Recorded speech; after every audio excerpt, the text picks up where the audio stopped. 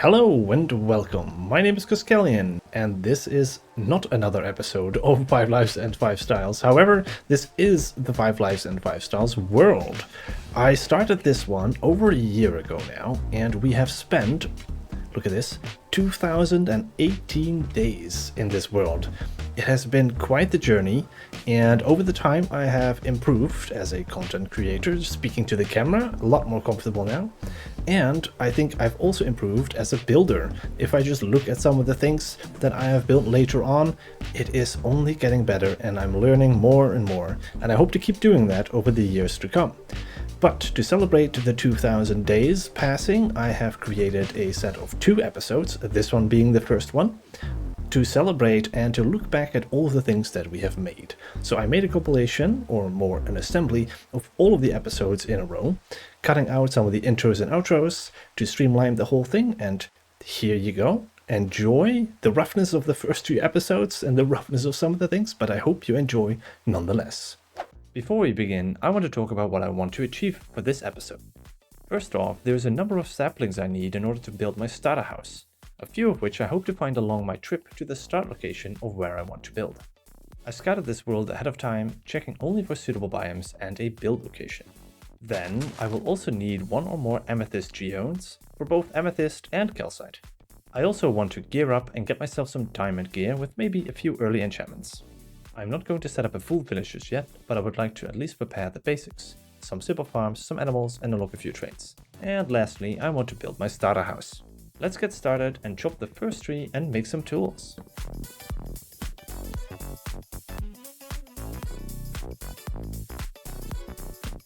I'm also using a simple data pack called Coordinates HUD, which shows the coordinates nice and minimalistic. I was lucky enough to have some sheep right at the start, so I made myself a bed straight away. Before I left the island, I grabbed an acacia sapling, and now my trip to the frozen peak begins.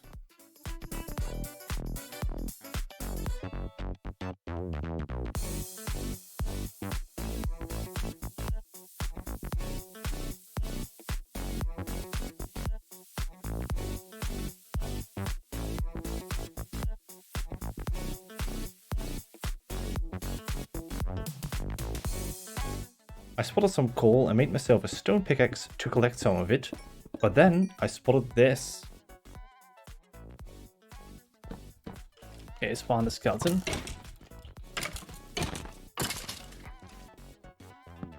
Oh my god, that is the earliest I ever found one. Fire protection, okay. After that, I continued my travel looking for a mangrove biome along the way.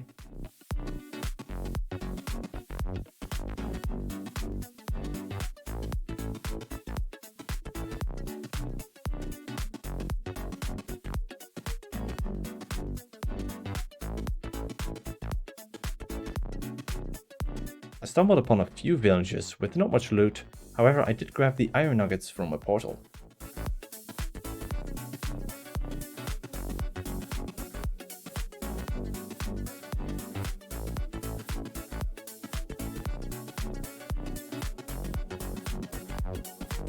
Not too far from the village there was a mangrove swamp, so there's another sapling off the list.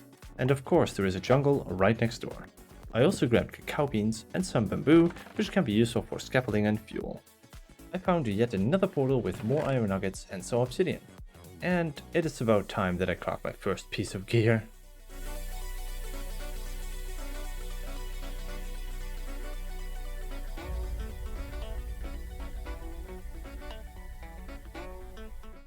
Oh my god, there's a mine shaft down there?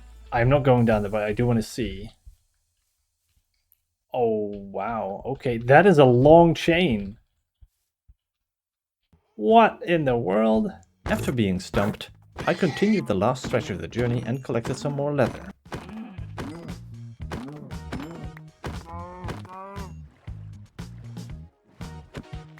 Thank you, Dolphin, for coming along for the ride.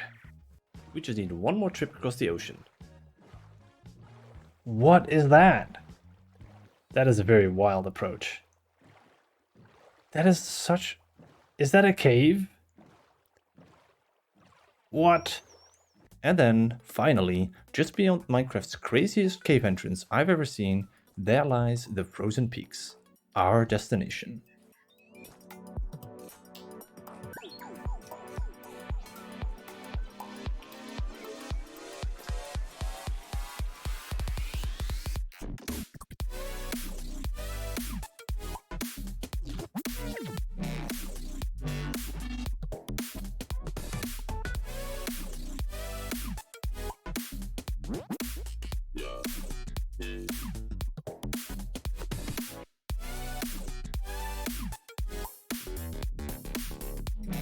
Just look at this beautiful valley. I just had to build here, so that's exactly what I'll do. Before I do anything though, I need to get myself full iron armor, so it's time to do some mining.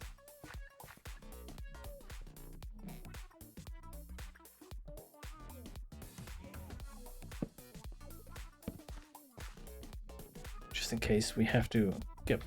Oh! No way! Oh, I need that. That's crazy. How do I just find this here? That's beautiful. As if this cave wasn't scary enough, there's a mineshaft down there by the geode. Alright, I got enough iron now, so it's time to finally feel a bit safer and suit up.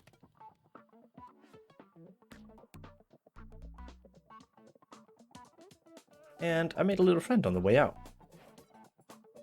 I decided to take a break from mining to do some work around the temporary house, and I changed the color on my bed to my favorite color, red.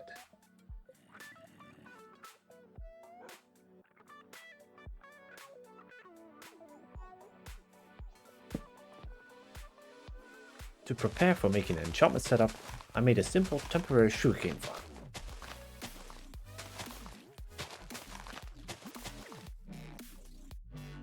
After that, it's time to go mine for diamonds.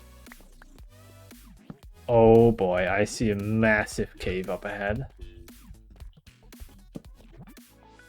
And I found the deep dark. Great start. Oh god. We get to deep slate? Ah, that's the first thing we see? Oh no. That's not what I like. Can we spot some diamonds though?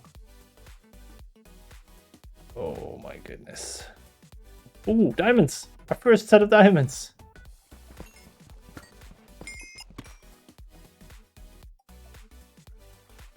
I figured lighting this upper area would make the area safer and avoid creepers falling on top of my head. Well...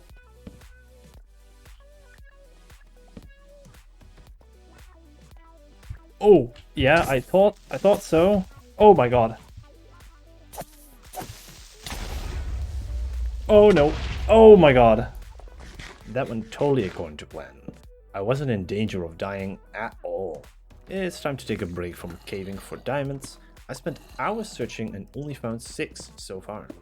I guess I'll go ahead and clear some of the trees in the area where I want to build my house.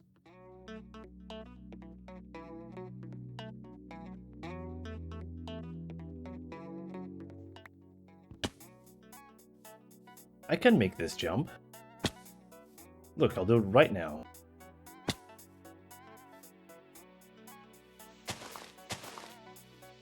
Parkour Master.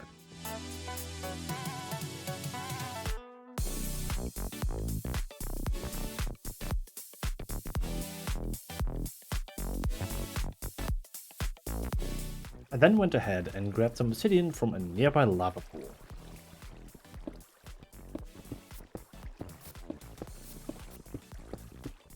After that break, it's time to continue looking for diamonds again.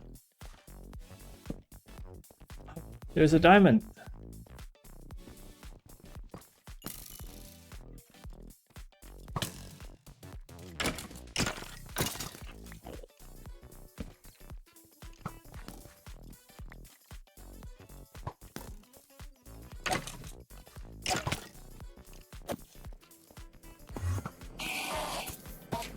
Oh no, I didn't. Oh no, I didn't.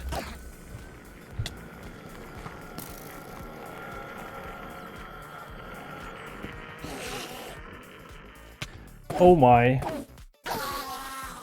Oh my god.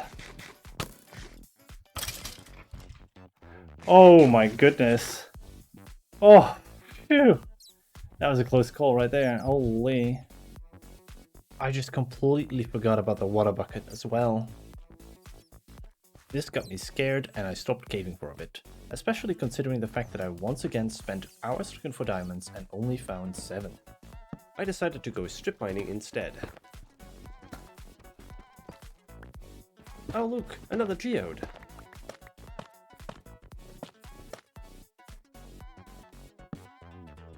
With the few diamonds I've gotten from the caves previously, I crafted my first diamond armor piece. Since I have plenty of levels, it's time to use some of these to get a fortune and a silk touch pickaxe. So let's build a small enchanter setup.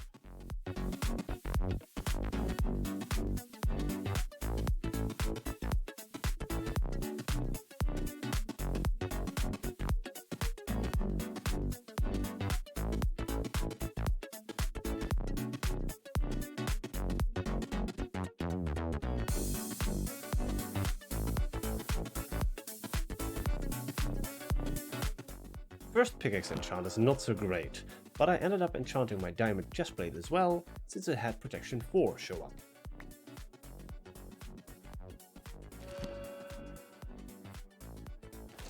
As I will be needing lots of mangrove wood, I decided to take a moment to chop down a bunch and expand the number of trees in the area.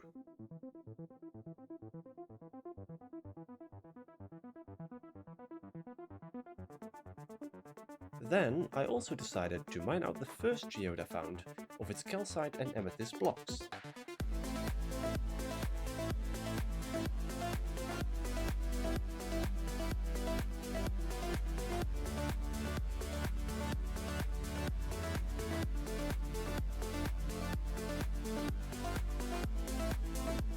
I decided to check out the mine shaft in the cave down below the geode and found a skeleton spawner.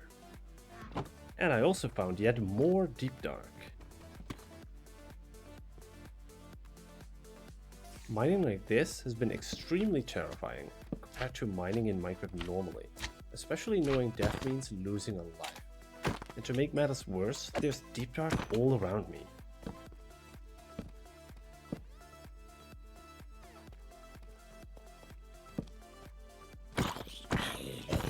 After that mining session, I had enough XP for another attempt at enchanting my pickaxe. I'm still hoping for fortune. Silk touch. Okay, silk touch is not bad. That's something we also need, especially for the amethyst crystals, so we can go ahead and collect those. Something else I can collect with silk touch is bees. And since I do need some honey for candles and beehives, I think I'll go and try and find some. After finding a few empty hives, I still need some actual bees to produce the honey. Oh, there is one. Here you go, buddy. A hive and a flower. Oh, you already have a home? I see. Lead the way.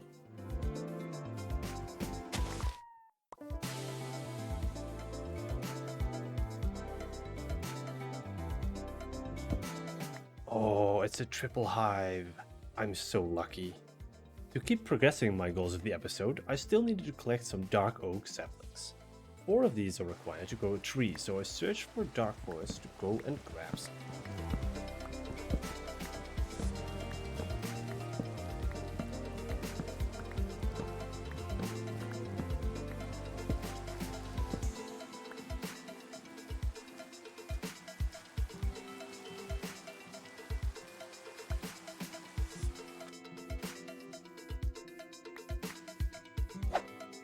On the return home, I found yet another full beehive with 3 bees.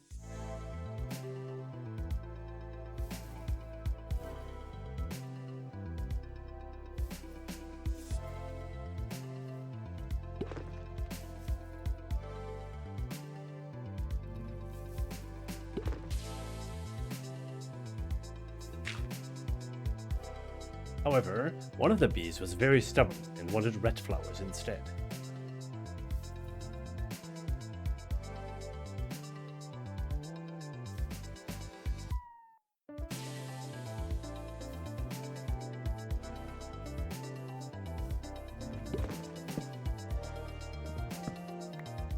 As I returned to the village with 30 levels, I went for another attempt at a fortune enchant on my pickaxe. Dude, another silk touch? Still not lucky, so I need to get more XP. As I don't want to go mining again, I will go do some village trading instead. I first traded with the mason, giving him some clay and buying some bricks. Then I traded a bunch with a farmer, using wheat, unlocking both pumpkin and melon trades, which is very handy.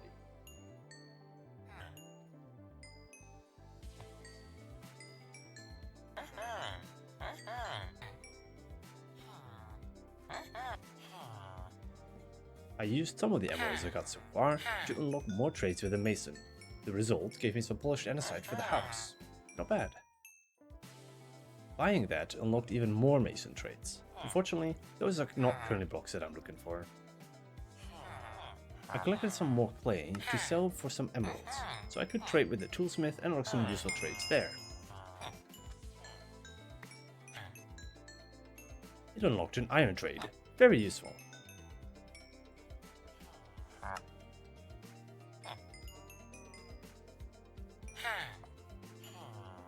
And now I can also trade diamonds for emeralds if I get to the point of being diamond rich. As I have a trader with wool trades that I want to use, I started breeding the sheep so that I can unlock some more trades there too. I also started breeding the cows. One villager type that was still missing here was a librarian, so I went and made a lector.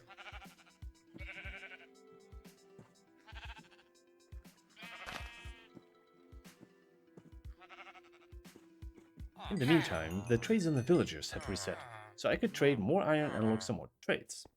This time, a diamond pickaxe showed up, very useful as well. Time to see who the first librarian is going to be. And there's a paper trade, nice. Frostwalker 1, not so perfect. At least there's a lantern trade. Frostwalker 2 as well. Oh boy. And Depthstrider. This truly is the worst librarian of all time. With a few more emeralds, I can unlock yet another few trades with a mason. However, quart blocks won't really be relevant to me. As I tended to the sheep, a tree grew, and to everyone's surprise, it came packed with a full beehive. And then I noticed a kitty running around, so I went and grabbed some fishies to feed it and get a beautiful cat out.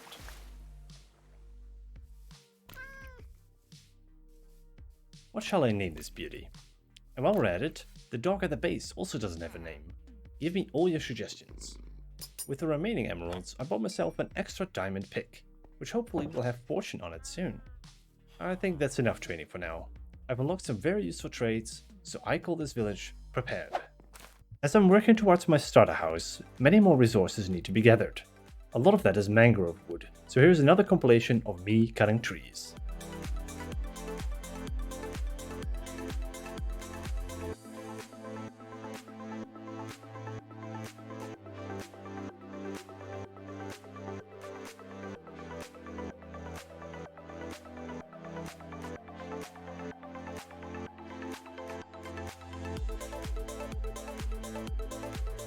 Another thing I need is torch flowers, which are dropped by sniffers, and I need quite a lot of them. I better get that started now while I do other things still. To get sniffers, I need sniffer eggs, which are found in underwater ruins in suspicious sand in warm or lukewarm oceans. While looking for underwater ruins, I found some buried treasures. And I figured I'd grab some dead bushes and cacti, as I might need those later.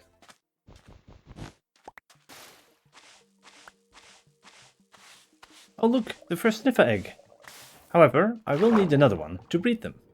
And I grabbed some terracotta from a nearby badlands on the way back. Back home I got distracted and crafted all different colors of dye for when I eventually set up my sheep farm. I've gotten quite a few levels in the meantime, so let's try a few enchants.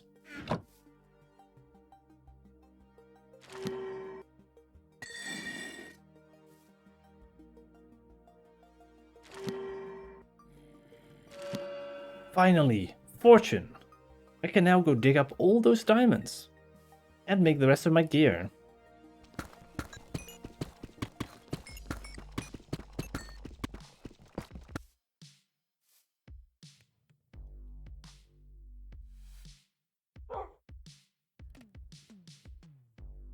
There we go, full diamond armor complete.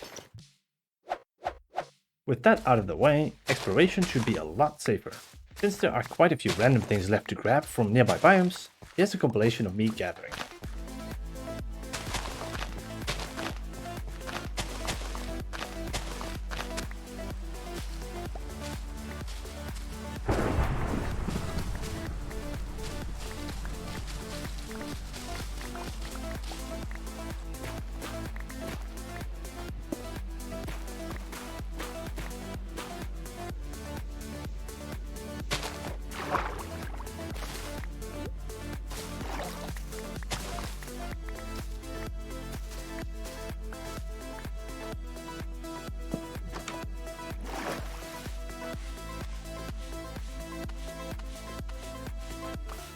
With 2 snippers, I can finally start breeding them soon.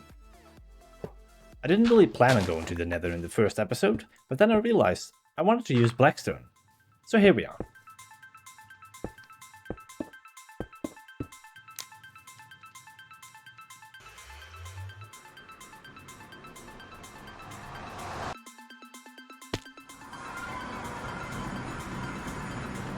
And as a little tradition, I killed the first ghast the right way. Before I go anywhere, let's make sure that I get what I came for. Let's raid with some piglins for blackstone and maybe get some fire resistance potions.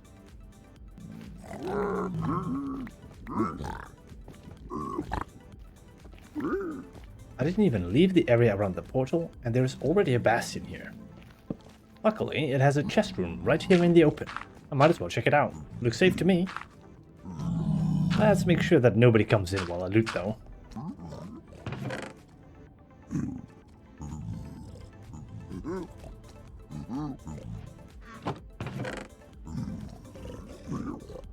Ooh, netherite scrap, an armor trim, and a mending pickaxe? Very nice. I wanted to find a nether fortress and grab some blaze rods. However, finding one proved to be a challenge. I kept finding bastion after bastion, but no fortress. Oh, there we go. A fortress at last. I decided not to go loot the entire fortress and only bring some blaze rods with me. After my trip to the Nether, the second snipper had fully grown, so now it's time to start breeding them. In between, I did some enchanting here and there, and got some pretty decent enchantments overall.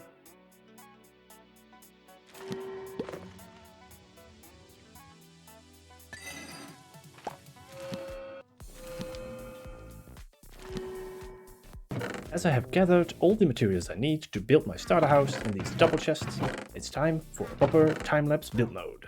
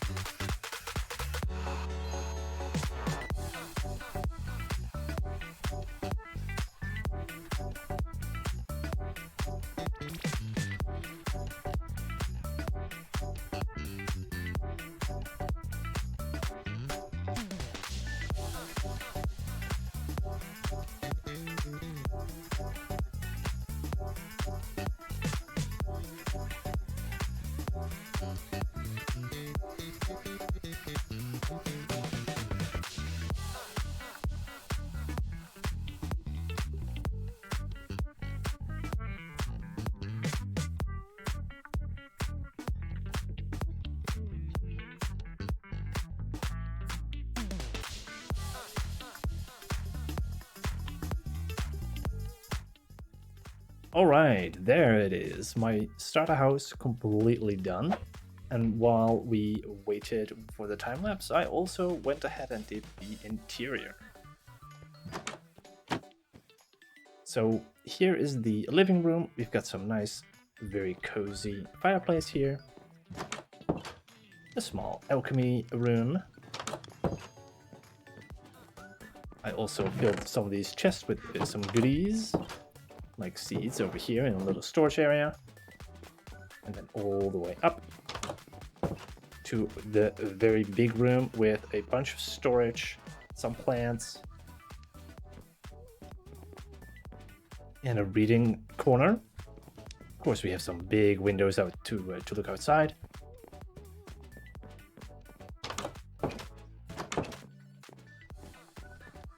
And then up here is where we go and sleep.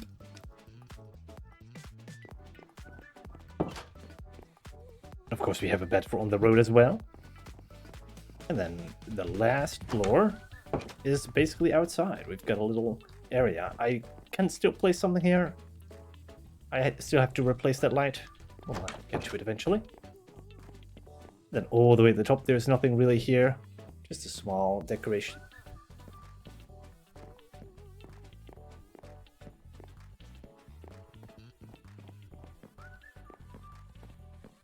Why did I even build spiral staircases? No.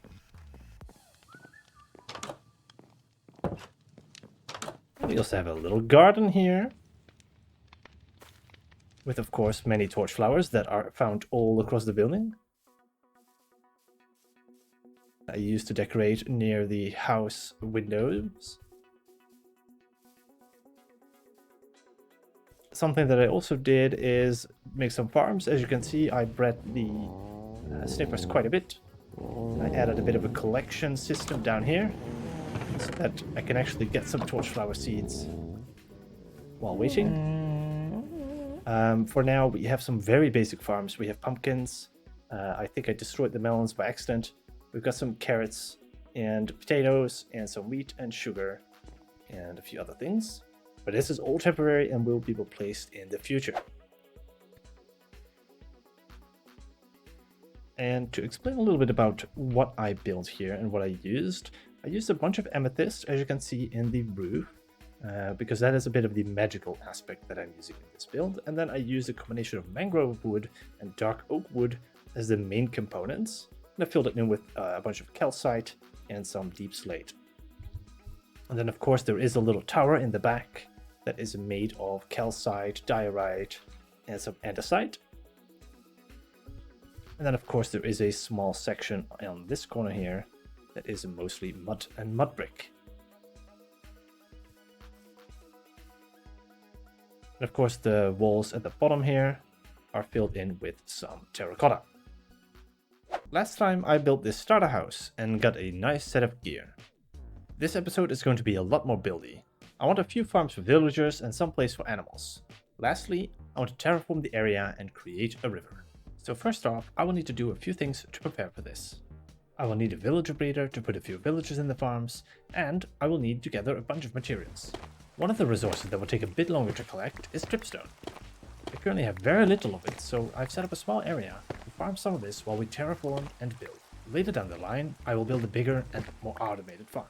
Before we get the terraform, I first want to get rid of all of these trees. Very nice of them to spawn right next to my house. I won't have to go very far looking for some sheep, so come on. This temporary pen for you guys. No, not at the same time. One of you at once. Come on. Snapping people, come on. Move. One at a time, please. There you go.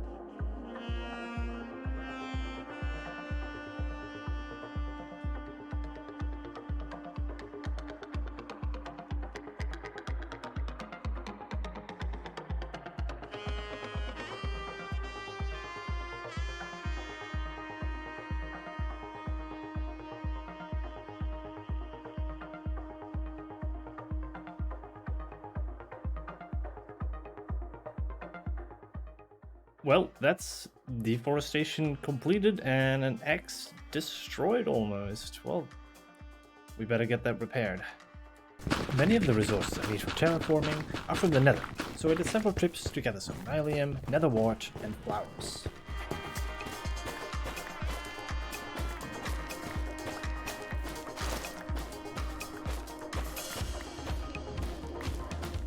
I also gathered a bunch of netherrack. Ooh, I found my first ancient debris. Ooh, and I've got a double as well. I ended up finding many more ancient debris while gathering plenty of stacks of netherrack.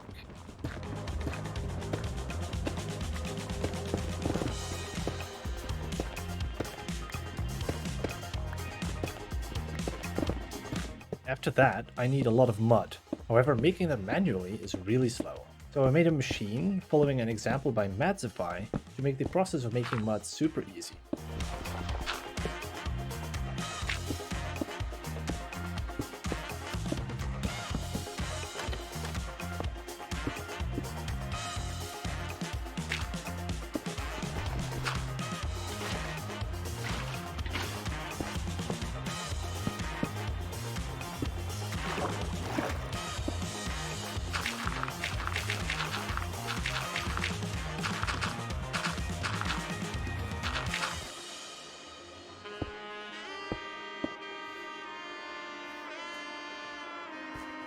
There we go, it's done. Now let's see it in action. I'll set here about 10 to 20 minutes to get all the mud I need for now. After that I went mining to try and get some diamonds for more tools, since terraforming is going to require lots of digging. I switched to checking out the mineshaft that I hadn't explored yet after not finding many diamonds in my tunnels. And while running through the many side tunnels here, I found this amazing spot of 2 spider spawners and 1 skeleton spawners in close range together. So I just have to turn this into an XP farm. First, I'll start by clearing the area around each spawner.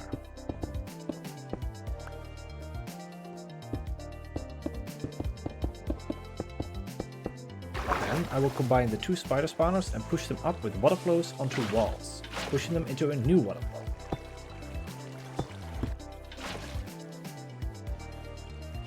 However, as you can see, they do get stuck in these little corners sometimes. If anyone has any idea on how to improve this, let me know in the comments below. Then I'll make a standard chute for the skeletons to be shut up and dropped right next to the spiders. And here is it in action. Because they are right next to one another, you can kill both the skeletons and the spiders at the same time. With the XP farm created, I got a bunch of levels to upgrade and enchant tools in preparation of terraforming.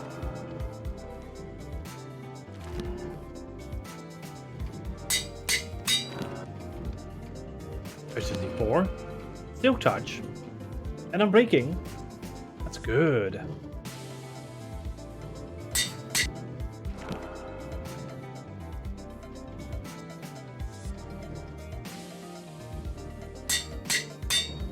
I also combined the mending pickaxe I got in the first episode from the best with my best pickaxe yet for easy repair.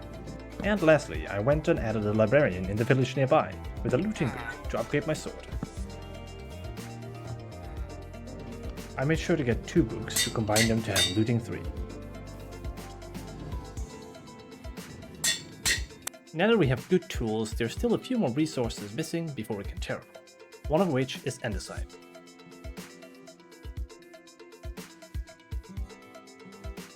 The last resource is snow blocks, so I created a snowman to quickly farm a lot of them.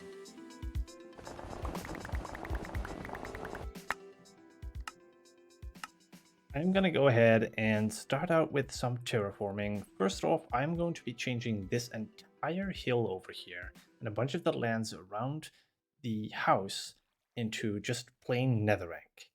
And then we can go ahead and modify this area and make it an actual river. And then we got a little bit of a layout for the land, and we can actually make it look cool and flow perfectly into the lake over there.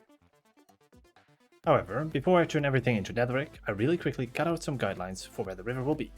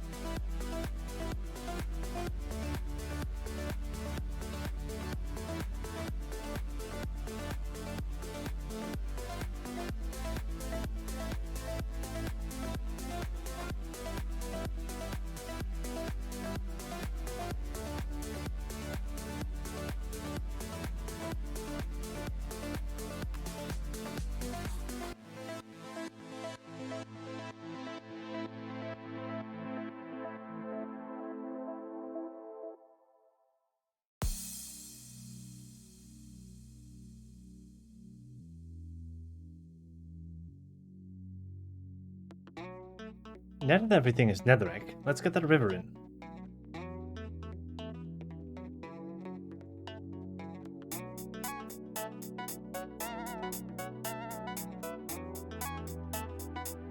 And to give the river more shape, I add in some crude rocks.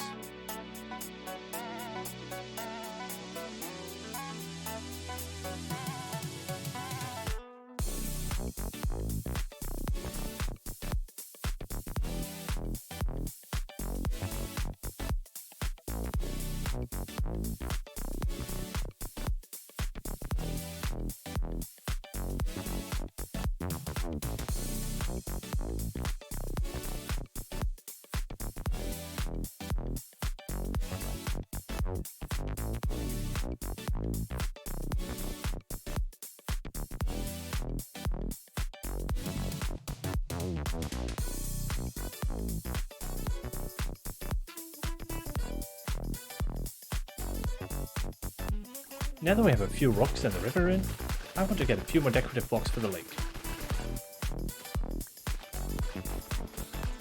In addition to the rocks, I also want to create muddy patches alongside the river with some foliage.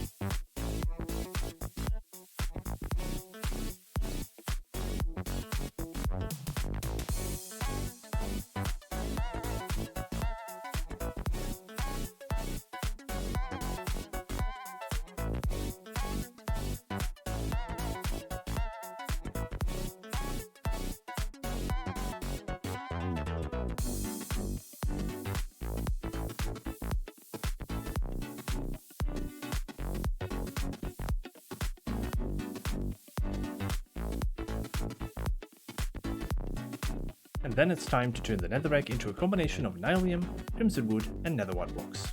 You can turn netherrack into nylium by bone mealing adjacent to already placed nylium, so that skeleton spawner is coming in handy right now.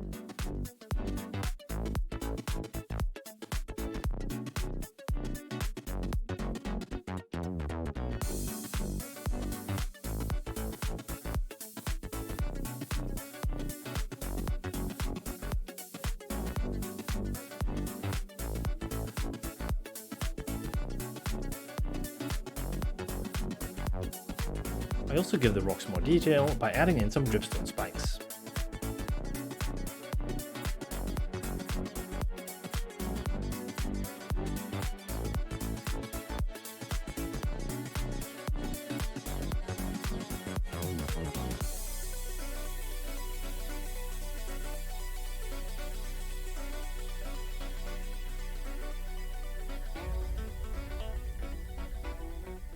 Now it's time to make the mountain itself look pretty and work on the transition between the snow and the nylium. First, I want to get rid of the ugly dirt blocks in between the snow.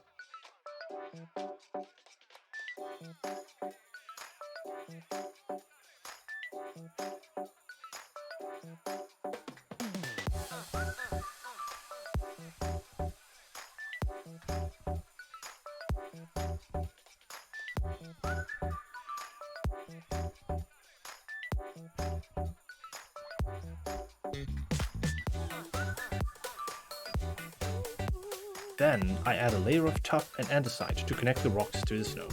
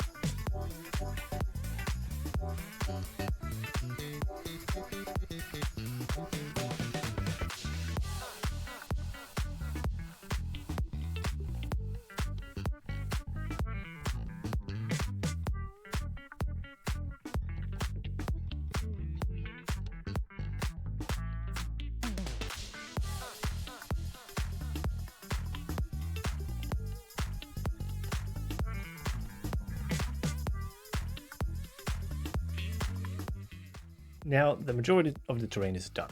It doesn't blend well with surrounding terrain just yet, and I will expand it over time. And I also want to add some more detail, like small trees, after I've built the farms. But first, I'm going to set up a villager breeder using the village nearby, because I will need someone to work the farms. I found 2 villagers without a job and used 2 sets of Fletcher tables to move the villager to where I wanted them.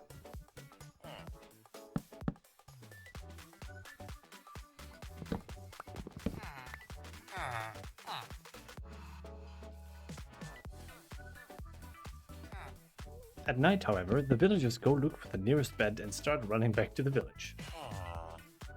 Don't go! Just come back with me!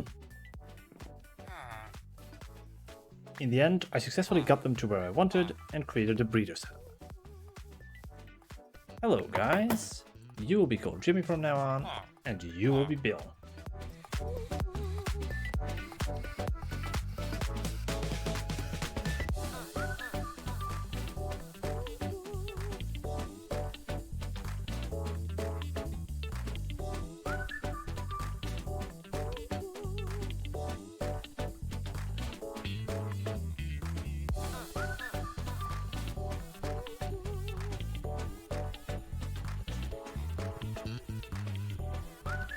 Now it's time to start working on the farms I want to build, and in order to do that, I'll need to collect a few resources. So I'll show you a compilation of me collecting some of them, while I explain a little bit about the builds. I am using a similar block palette with mangrove and light grey terracotta for all of the buildings, and I use dark oak over the roof.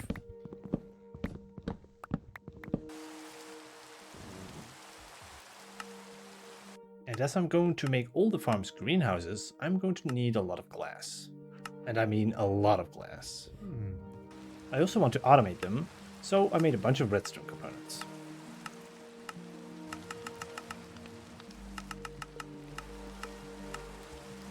And here is an overview of some of the other materials I have crafted and gathered. With that, I can start building. And first off, I'll build the sniffers a new sanctuary, because right now they're a little bit hidden under the new terrain.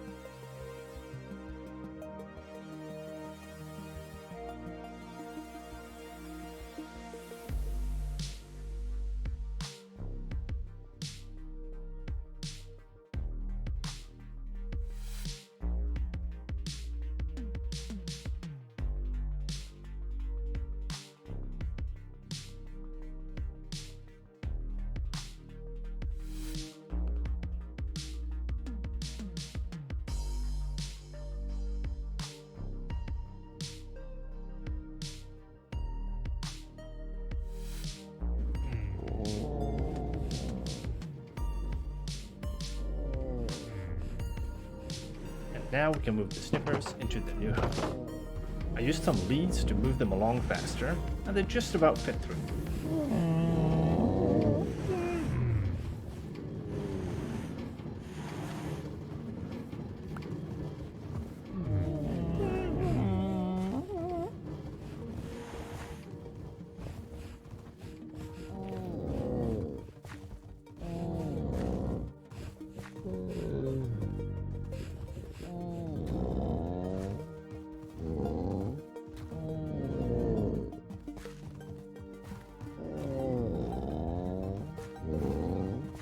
For the sheep farm, I came up with an idea to put them in a larger greenhouse.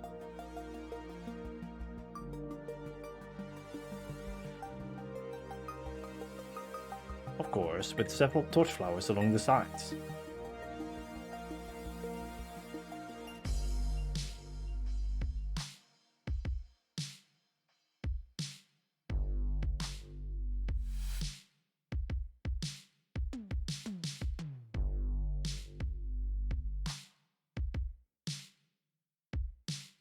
To top off the roof, I bring back the dark oak logs and lots of light grey glass.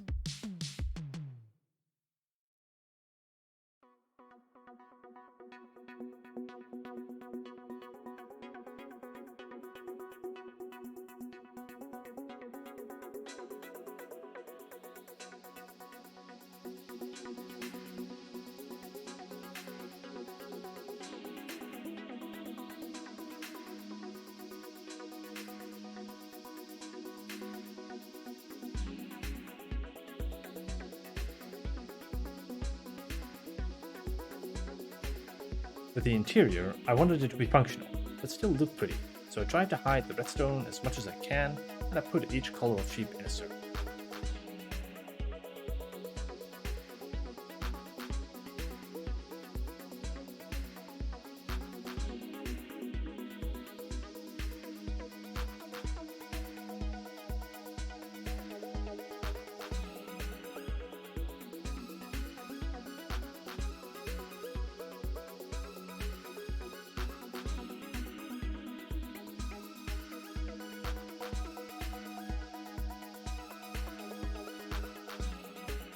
I had absolutely no problem putting the sheep inside their glass boxes, none whatsoever.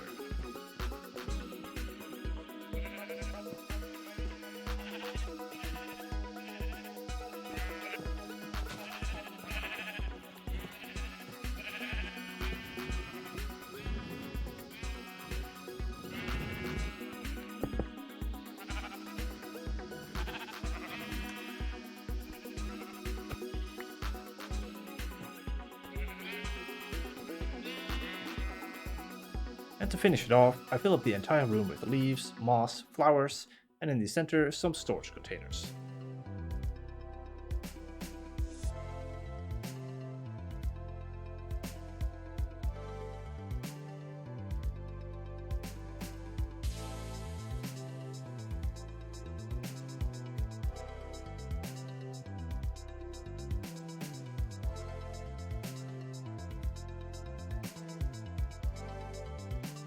For the other farms, I created slightly smaller versions of the greenhouses, and I added some villages inside to collect the resources.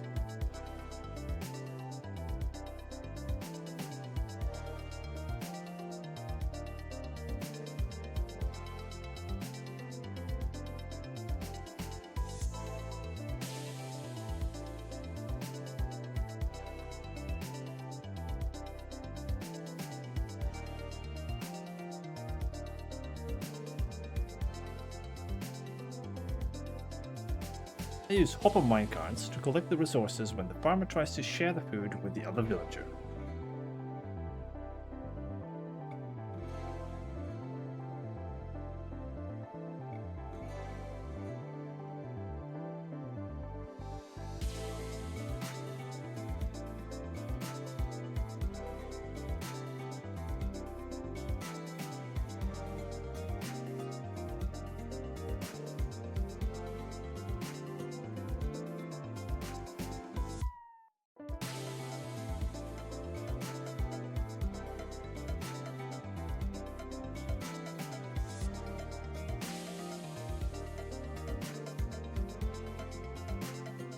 So there is a little bit of a problem with the beach farm, I noticed, since it's only sharing bread with the other villager. I'm gonna have to move the other villager out of this, kind of like get rid of these hoppers, and instead I'm gonna have to do some minecarts around here so that he just fills up his inventory with wheat seeds and then eventually drops the wheat. So hopefully I can make that work. Wait, what? What? What? How does that work? How does that work? Okay, that's weird. And now that our wheat farm is up and running, I also went ahead and built the cow farm right next to it. We're not going to do another time lapse because it's practically the same building. We already have a couple of cows in here.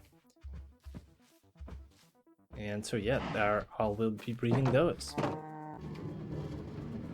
So I went back to the wheat farm because this guy was still dropping all of his seeds into the composter. So I made it he can't reach the composter anymore, and hopefully that should fix it. I already saw that he dropped a little bit more wheat than last time, so yeah, I think it's fixed.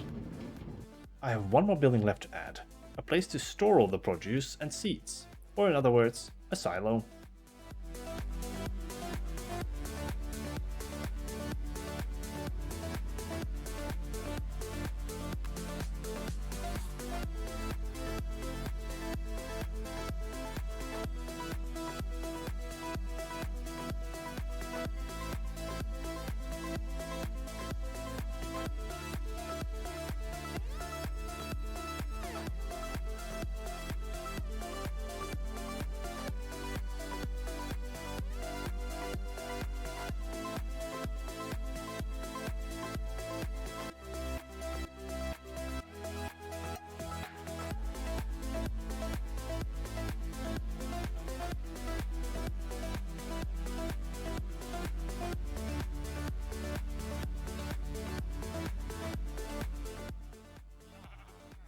So I also went ahead and did the interior for this island.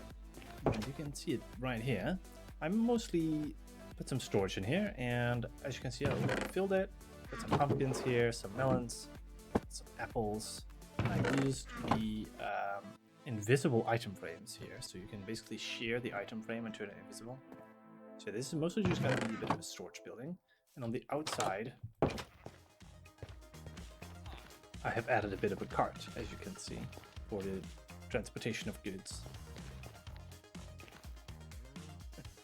Alright, now that I have finished all of the building projects, I can go ahead and do some decorating. There's of course a bunch of nylium to place. I want to place a bunch of plants. There's gotta be a few more additional rocks, because here there's mostly rocks down the river. I want to have some extra rocks around here. There's also going to be some more detail, like the nether wart and the crimson. And yeah, no, that's where we'll start, and then later on we'll add a road going from here through the, well, over the river, not through the river. And then go ahead and connect it to the house, connect everything up together, get a nice road through here, then maybe add a cart. So yeah, I'm gonna go ahead and do that. And yeah, I'm just gonna add some blocks.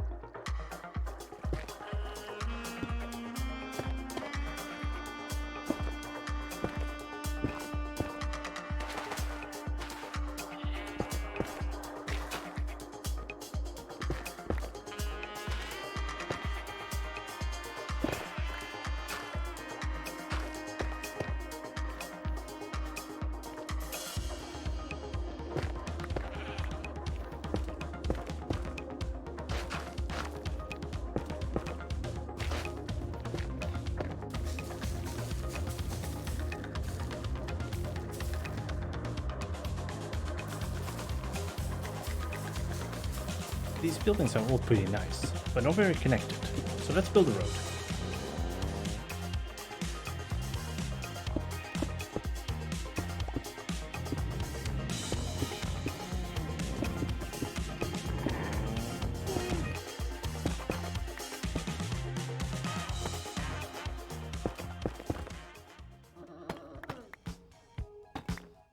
And where this road crosses the river, I will also add a little bridge. First, I start by creating an arch over the river on one side.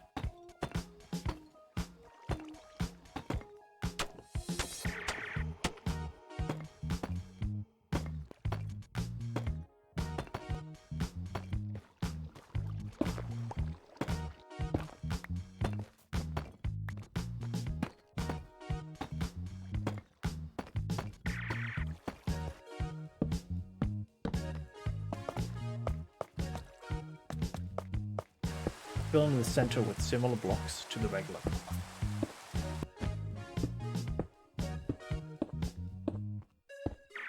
Then repeat it on the other one.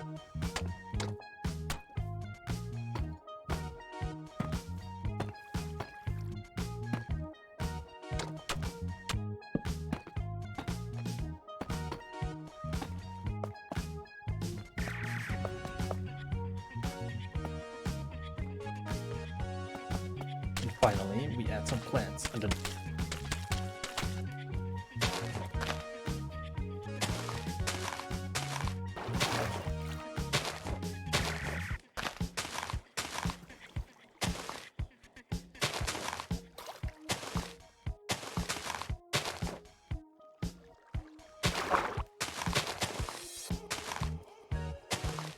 Now that the bridge is finished, I can continue the road and connect all the farms.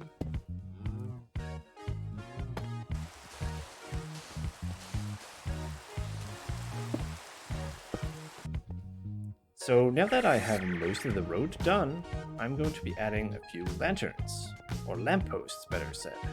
And the first one is probably going to be right over here. So I'm going to remove this, and we're going to go ahead and build this thing.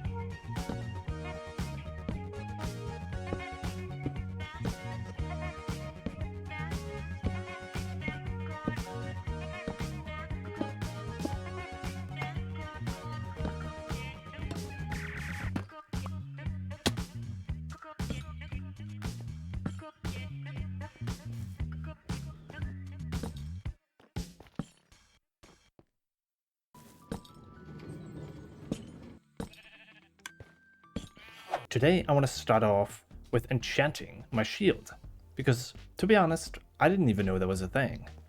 So here I go, on day 454, I'm gonna enchant my shield for the very first time ever. There we go. Now that I feel a little bit safer, if I don't actually forget to use the shield and block, I will tell you about my plans for today. All of you have probably made tons of iron farms and villager trading halls many times over. However, I have mostly ignored villagers whenever I played in Minecraft in the past. So this will be my first attempt at an iron farm and a villager trading hall. I am very excited to get started. However, I do know that these villagers can be very tricky to work with, so we'll see how it goes. Wish me luck. Before I begin collecting new resources, let's first gather a few materials of stuff I already have.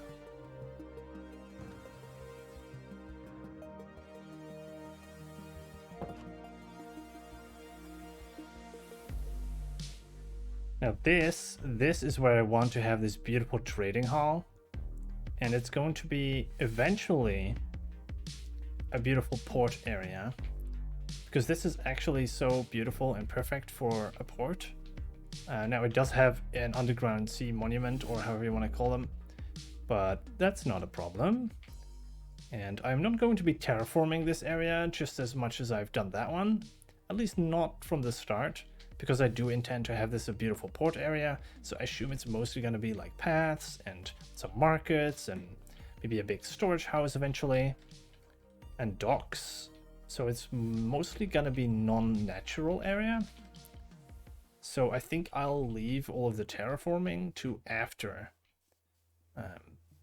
I would say that that's probably the better order to do things. Now I've already set up a few chests, and I'm just going to go ahead and divide these things up.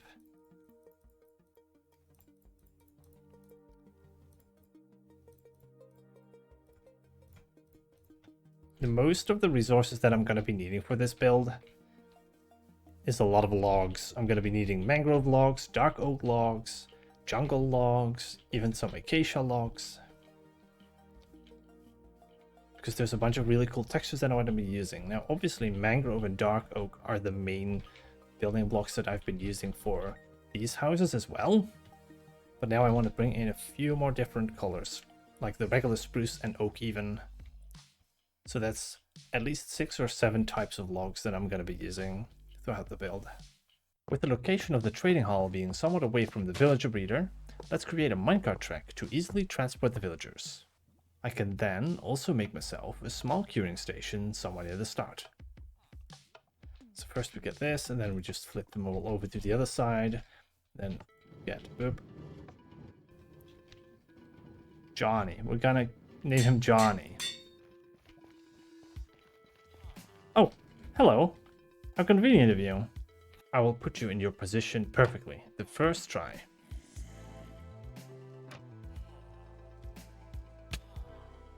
Okay, there we go, there we go. Nope. Come back.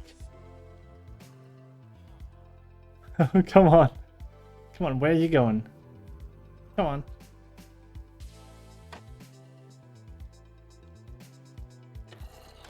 Oh! This is not entirely how I had planned this, but, you know. This is really not how I had things planned, but you're now going to be stuck if you stop jumping for a moment. This is exactly what we had planned, of course, and we are going to name him Johnny, though. There we go. Now we have committed. It's Johnny. Welcome, Johnny.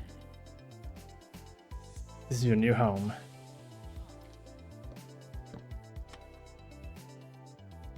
Excuse me? What? I've never done this before, so this is gonna be scary. I'm so sorry, villager, for what is about to happen, but we're going on a trip.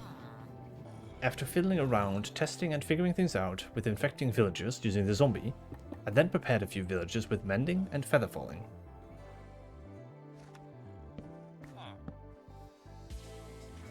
Feather falling, that's good. Mending, let's go.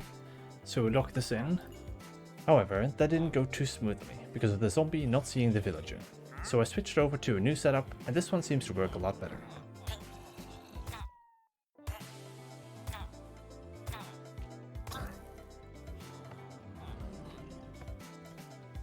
So to cure the villagers, I'm going to be making a few potions of weakness.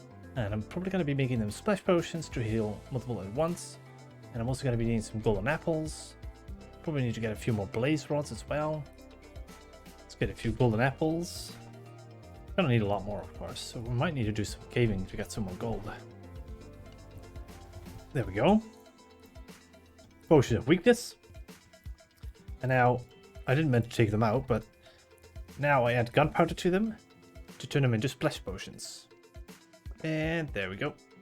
Alright, so I have got 3 very beautiful infected villagers. And they deserve all the love, of course, so we're gonna splash them with the potion of weakness and give them a few golden apples. We should be able to cure them.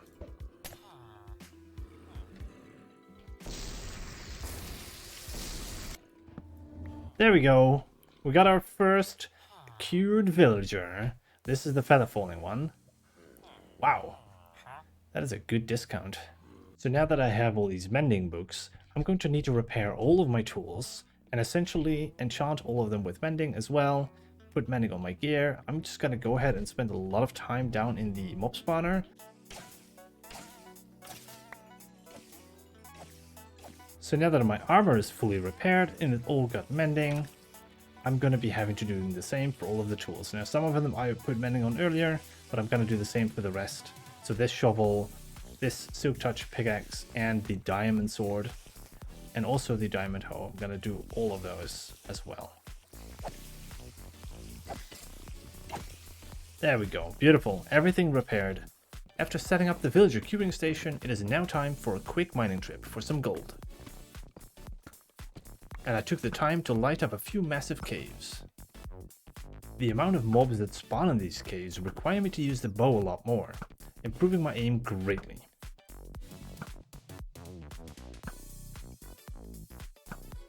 Before I continue curing more villagers, however, I do want to set up an easy way for me to get a lot of emeralds. The easiest way to do this is to build an iron farm.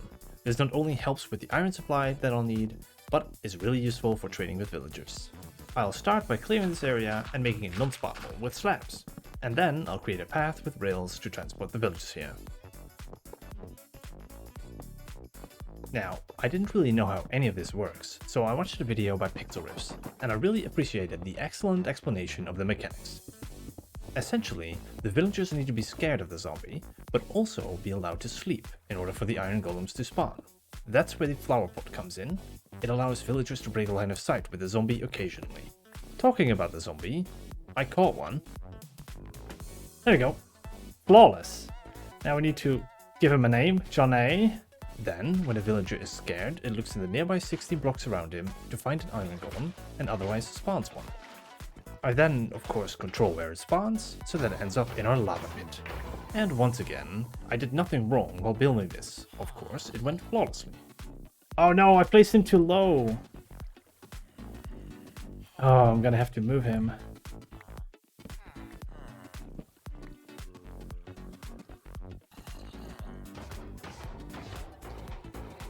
Oh god. No! I guess I have to get another zombie. Come on. There you go. Now you're gonna be stuck. And you're gonna be Johnny. The new Johnny. There we go. Now it's completed and fully functional at last. To get away from the villagers for a moment and not have to deal with them, I decided to grind out some resources for the villager trading hall, starting off with mud. Turns out, however, that this shovel is a bit too efficient. Well, this new shovel here has a lower efficiency and it works perfectly. And there we go. I will, however, have to clean up this mess in this chest. It's filled with water bottles. And I decided to rename this new shovel to Mud Cleaner. And then I went on and gathered a few different materials for the trading hall. Mostly decorative materials, some plants, leaves, and some chains. While most materials I've gathered so far will be for the villager trading hall, I have also wanted to start a different small project. This project will be a mine that I can expand every single episode going forward. Today I want to build the entrance to this mine, and I'm very excited to see how big this mine gets as the series continues. I won't be making this mine too complex when it comes to building, but I imagine there being several different sections down the line. If you are as excited as me to see where this mine will go, be sure to leave a like and a subscribe because it will greatly help the channel. Thank you so very much for all the love and support.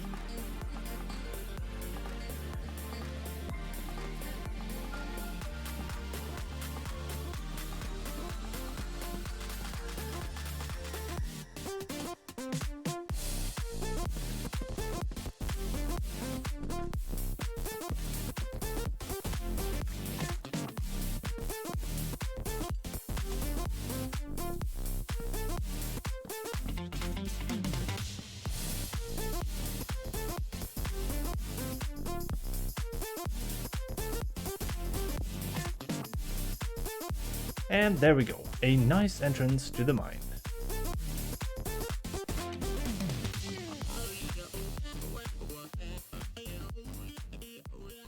Now I can continue gathering materials again, specifically a short trip to the Nether for some blackstone, a little bit of warped wood, and a few blaze rods.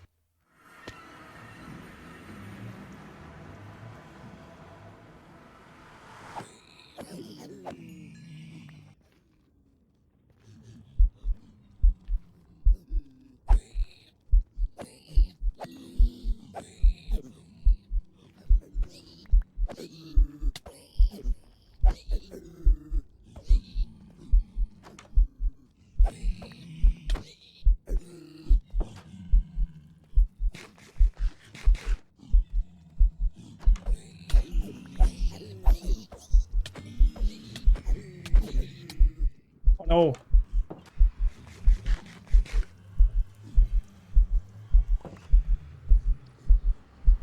Man, I made a mistake attacking that one dude.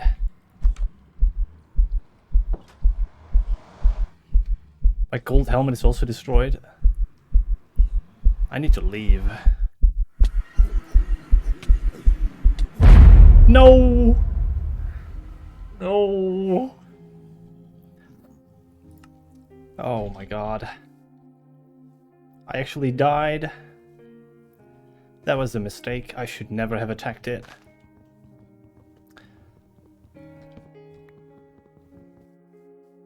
Well, we have to get back. Did not expect that.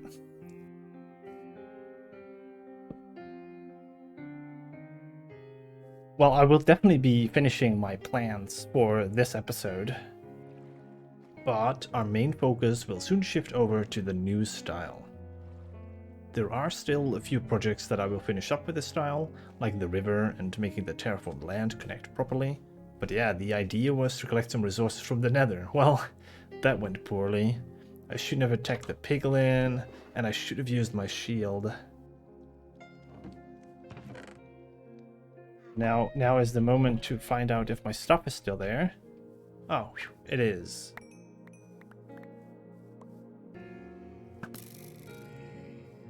Time for the second attempt at trying to collect those resources. This time, I'll be a bit more careful with the piglin.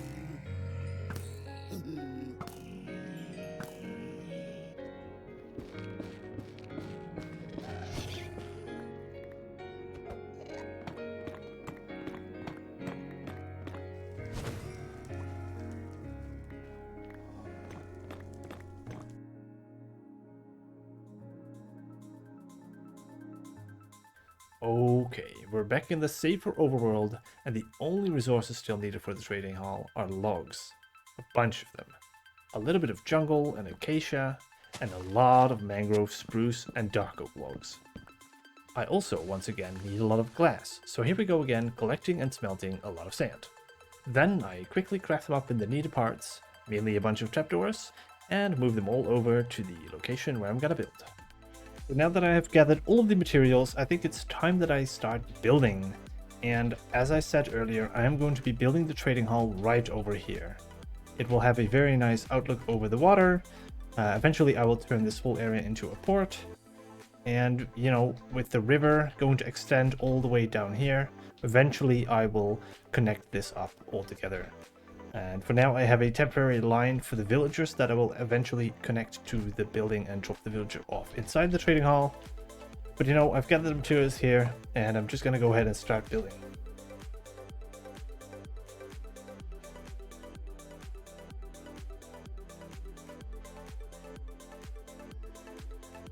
So I've marked out the spot where I'm going to be building the trading hall, and this is roughly the exterior.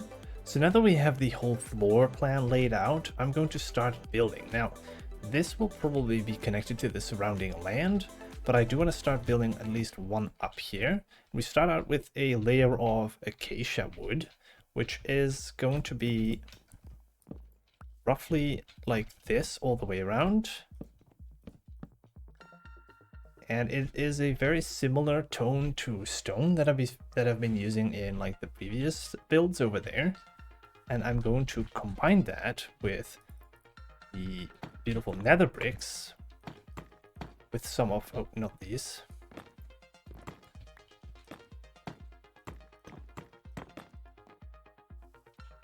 Like this, which is going to be very fun. And then I'll pop some of these mangrove buttons on top as an extra detail. And then from there on out, that's not where that goes. From there on out, we're going to be using these stripped mangrove logs.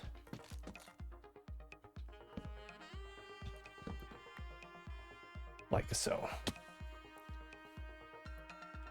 And we're going to be continuing that all the way around for the entire build.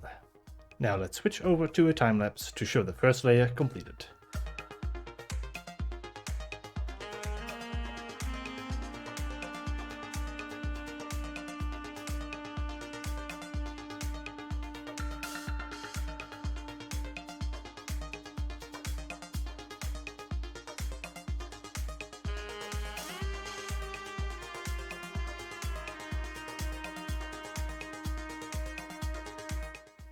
There we go, we got our first layer done. This is going to be the bottom layer where most of the mangrove will be shown. And then if we just take our free cam here and take a look at it. So I put a little bit of a flooring in the middle. There's going to be a little bit of flowers and a pond. And then around there will be a market, a bunch of small market stalls. And then over here, we're working up towards the first floor, where the dark oak and a bunch of other types of wood will take over.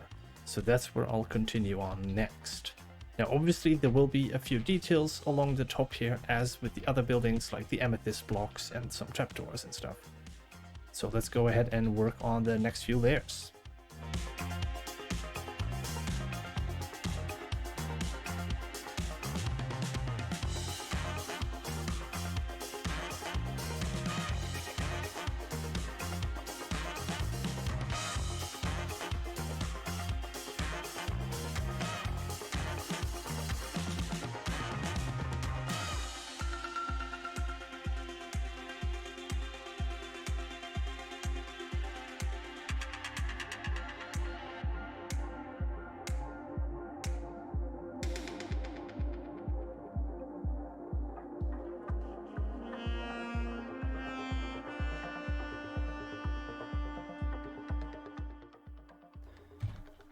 So now that we have pretty much all layers complete on the outside, of course there's going to be some more details like these areas where there is some room for windows. There's going to be some more details, and of course there's going to be a roof, which is our last layer.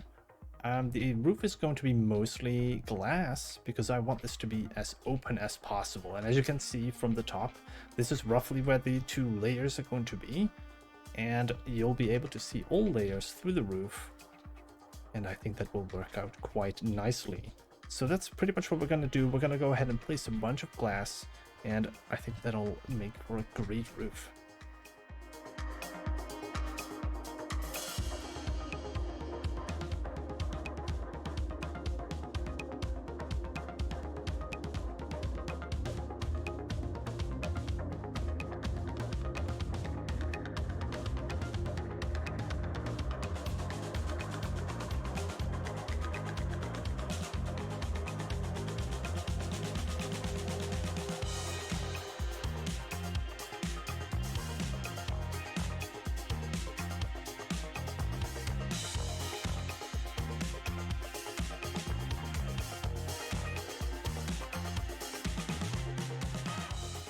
Look at that.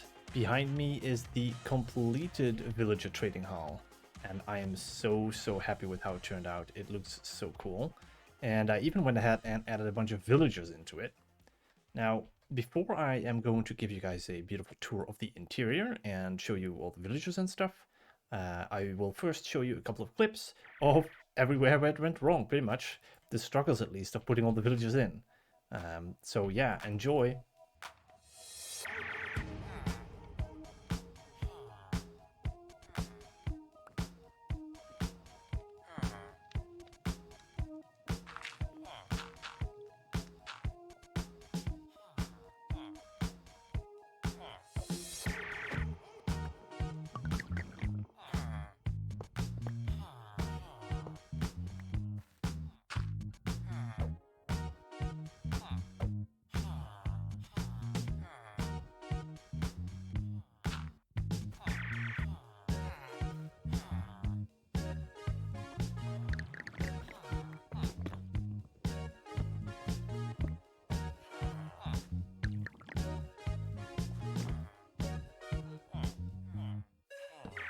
So this of course needs to be removed temporarily.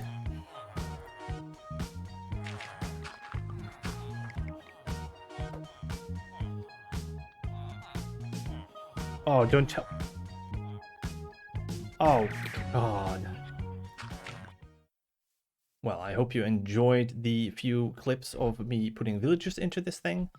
I am at least happy that it's fully completed now and I don't have to worry about those villagers ever again, at least for a while.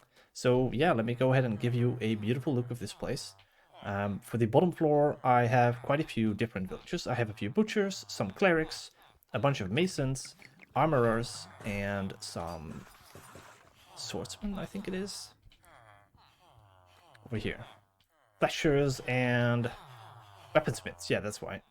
And I went with a bunch of these beautiful stalls with nice colors for the roofs. And we have a little pond here in the middle.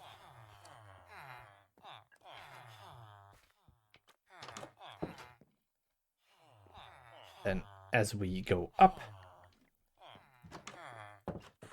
this middle section I really like because it gives one of the better views of this place. You have the overgrown bridge with the pond down below, the roofs, a little bit of a seating area, and also some more villagers around here. We've got some toolsmiths, we've got some cartographers, leather workers, and fishermen, I think. Yep.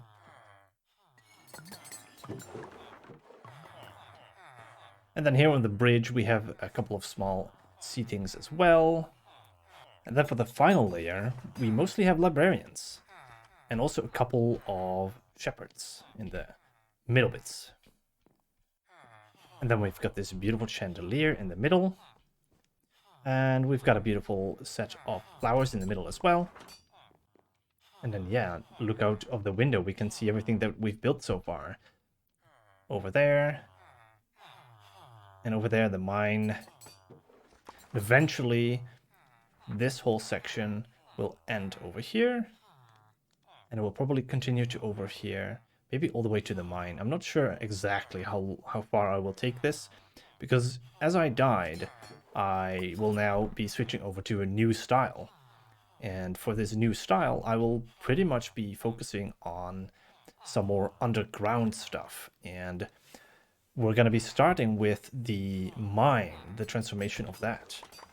At least when we get to the new style.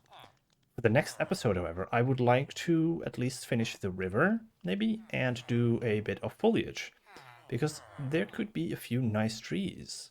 Because this is very empty so far, so definitely could use a few cool trees, and I have some really fun ideas for the trees already.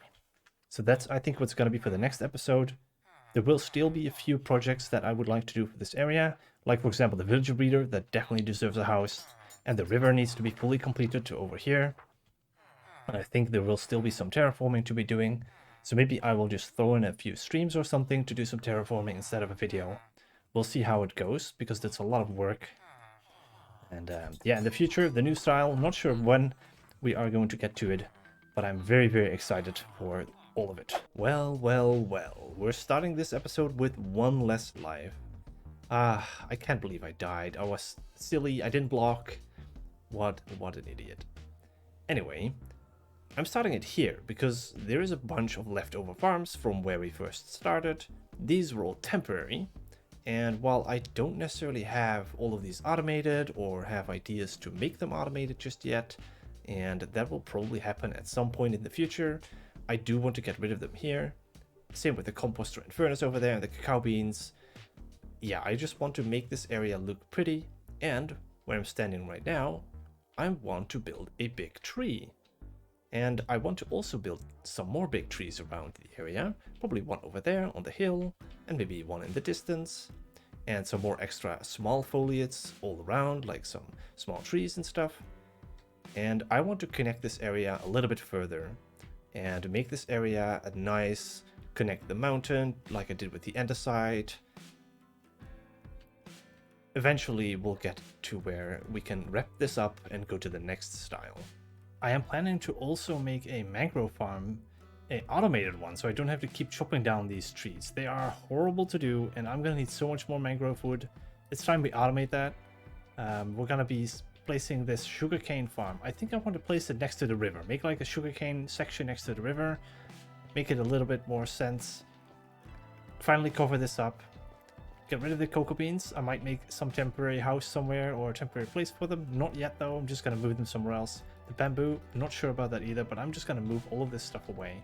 Let's start by chopping all of this sugarcane away from here. Alright, there's that. Let's throw this in the composter as well and make some bone meal. And let's clear out these water gaps and fill them back up with temporary netherrack. Now, this guy, he still doesn't have a name. I haven't really thought of one yet, but he should not be sitting outside anymore. I think it's time we put him inside the house. That's a perfect spot. There you go. Beautiful. Now you're in the house with me. And let's not forget about the netherrack. Alright, so now let's chop down all of the mangrove trees that we currently still have. Luckily for you, you won't have to sit and wait until I've cut them all down.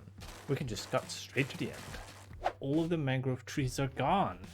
Isn't that amazing? They are so big.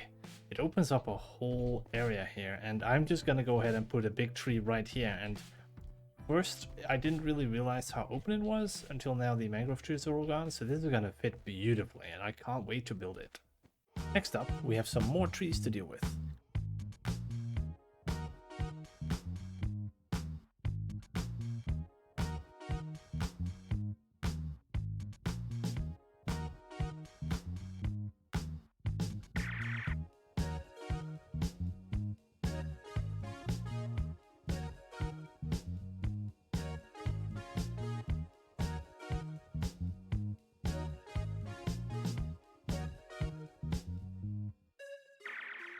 I had an idea. I'm gonna put the composter down in the silo at the bottom.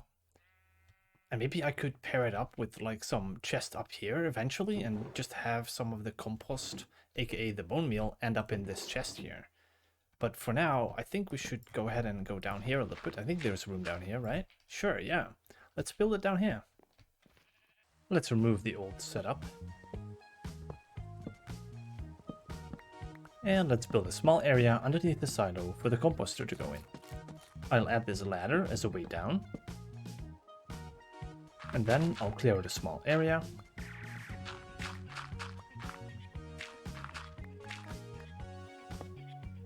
Do it like this. We put the composter over there. And then we put... I mean, we could put the chest down here for now. There we go. Got our composter. We could even do another one, but this is perfect. Oh, I can even hide the composter like that. That's fun. And of course, add some shroom lights. Oh, not there.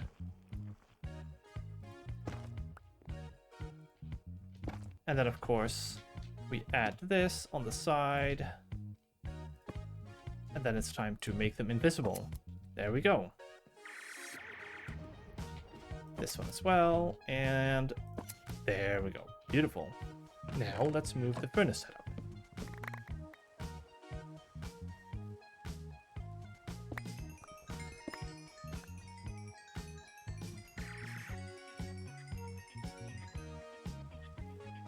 I just broke the furnaces that have been set here from the day that I started this world, and they gave me from 9 levels to 37 levels. That is pretty good. I don't know what to do with those levels at the moment because I already enchanted basically everything. So I'm not sure. Maybe I can enchant some more shears to put in the sheep pen or something. I'm not sure. We'll find a way, maybe. As long as I don't die, I can keep them, so. I think I'm just going to add a small cellar down here.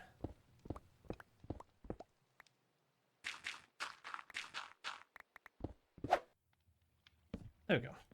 Now we have a little cellar down here for our smelting. It's a very, very small cellar. And it's only for, I don't know, maybe a little bit more smelting. Because I do want to build a nice smeltery down in the mines. Pretty soon, actually. Earlier, I mentioned how I wanted to automate the mangrove farms going forward. And this is, I think, the perfect spot to build the automated farm. Because right above us is another really big cave, and I think that should be enough to automate the whole thing. So let's dig it out real quick.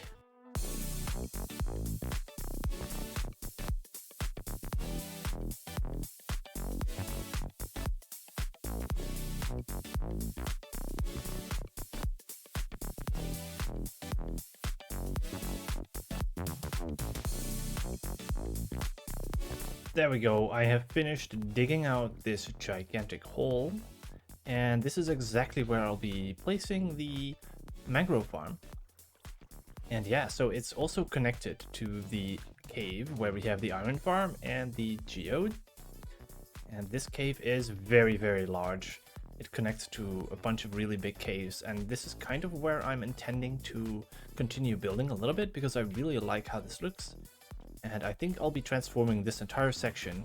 Maybe I'll put some houses here and make this where the new style starts. I'm not entirely sure just yet. I do quite like the idea of having buildings around here. So yeah, this is at least where I'm going to be starting the mangrove farm. And I think that's going to be the first thing we're going to do. Alright, that's the first section completed, and as you can see, this is where we're going to catch everything that falls. So the idea is that we're going to blow up the trees, and then stuff will fall down here. And we have like a little gap in the middle, and then we have this little chute that will transport all of the items up here, and will be in the chest. Now eventually I can make like a nice storage down here with these chests, so there is a little bit of room above here. I also forgot to mention, I'm following a tutorial by Phonograph for this farm. Links in the description. Now next up, I think I want to work on the section that's going to go over here, and that will be where we're going to stand and plant the propagules and make them grow, and that will work up all the way.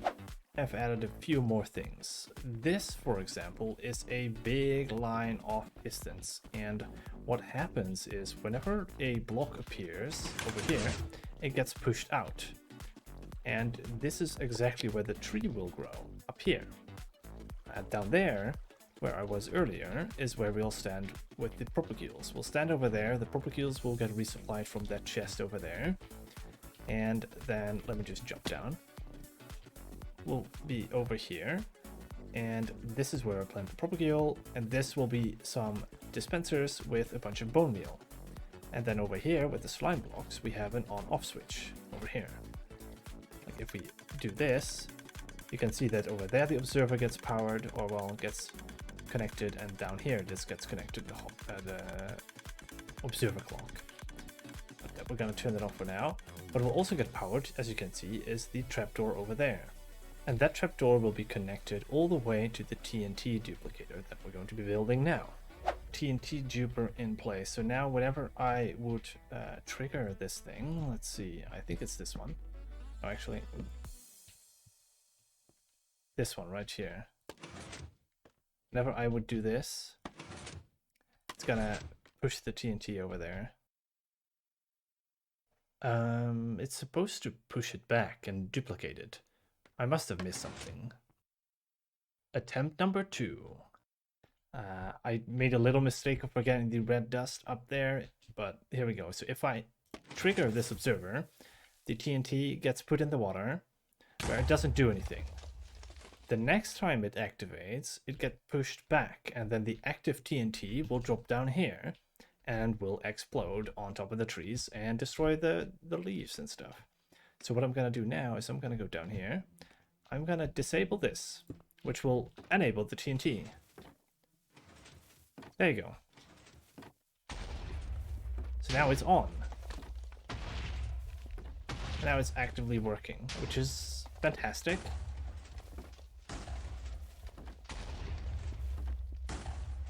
So now I can go down here a little bit, and I can turn off the alarm. I think I do have it inverted right now, so I might have to click it twice just to get it to be not inverted. Let's go down here. I don't need this one. Okay, so now I do this. Now it's on, but this thing is off, right? Oh, it's still going. Okay. So now it would be on. Now we activate this. It doesn't actually do anything there, does it? Why is it not disabling that? Well, I figured it out. This thing is flipping the wrong way. It needs to be like that. Now it should trigger. Yep, there you go. So now it turns it off. There we go. Now it has stopped the TNT duper. So now the entire thing is off. I think, right? Yeah, the entire thing is off. And now, flip, that changes the state. And there we go, it's on. And now we flip it back, that flips up. And it's off. Alright, so now I just need to grab a few propagules, which I have down here as well. I'm going to remove this temporary thing, because I didn't need that. I have my stack up here. To get enough propagules from this farm, though, I will need to build a small propagule farm next to it. Well, I went mining for a little bit, and look what I found. That is an end city. Now, I am really not in the mood for raiding any end city. I don't even have netherrack gear yet, but wow. Okay. We're gonna go ahead and back away.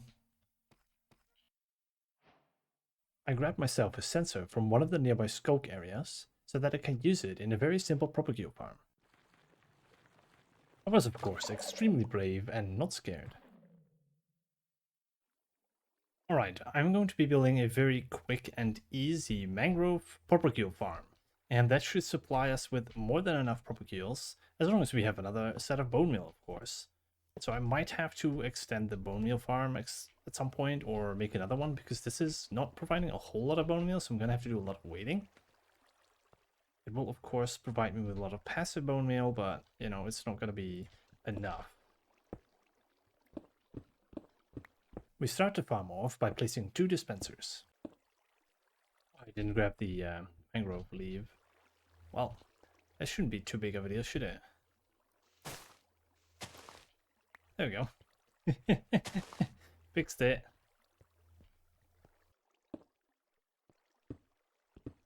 There we go. We got ourselves an observer clock. Put some redstone on top. So it's one of those down, one of these. And then we finish it off with an observer. Now this is gonna trigger the piston. It's Let's give ourselves a little bit of space to walk around. There we go. So we turn it off like there. And the way this works is that apparently those scope sets have a cooldown on when to trigger. So the piston will trigger it, and then it will have enough time in between where the bone meal can grow the propagules. If I just go ahead and grab some bone meal, I should be able to go ahead and try it out. Then we can see how it works. You put bone meal in both dispensers. Alright, so now I think it should work, so let's go ahead and try it. So as you can see, it gets bone mealed, and then it gets chopped. Then it gets bone mealed, and then it gets chopped. So I looked at this problem that I was having with it not being on or off correctly. Now, I had both of these observers connected at the same time, which is not correct. Because this one is supposed to connect when it's off, and this one is supposed to connect when it's on, which I had mistaken in the first try. So it wasn't actually dropping mangrove saplings, the propagules, but now it is. So that's fixed. And of course the TNT should be dropping at the same time, and that should all be working now. So I think what we're gonna do is we're gonna run this one a little longer and see how much logs we get.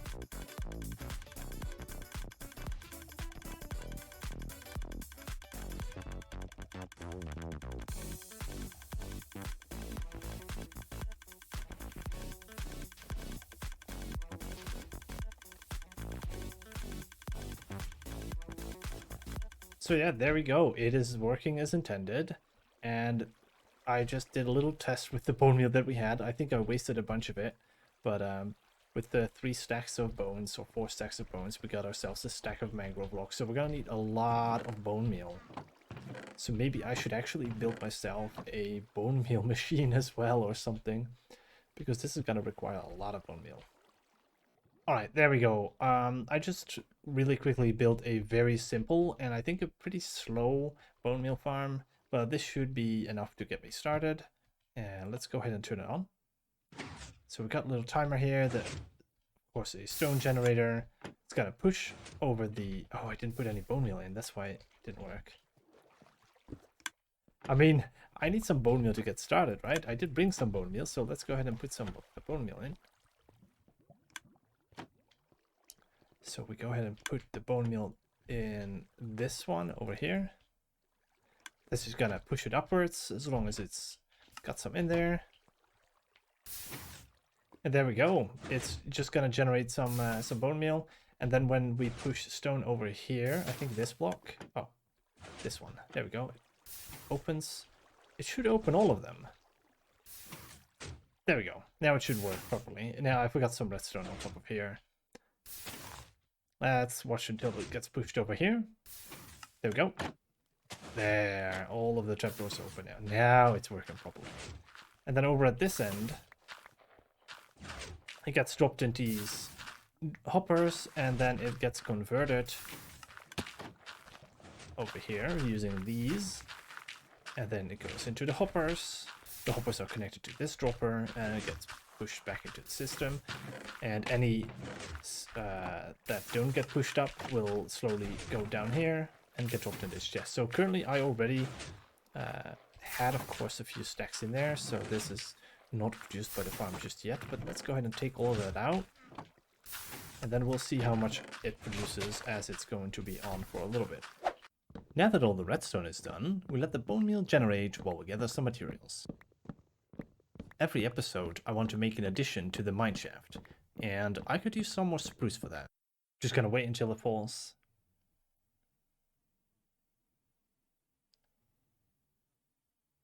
I still need another one, though, to make another full tree. Which block is gonna break first? This one? Or this one? Or perhaps the spruce sapling will despawn right before our eyes. Oh! There we go. Well, after all that excitement, let's build that extension to the mine, shall we? And while I show you a time-lapse of me building this, I would like to thank you for your support. If you liked the video, please let me know in the comments below. And don't forget to like and subscribe, because it helps the algorithm.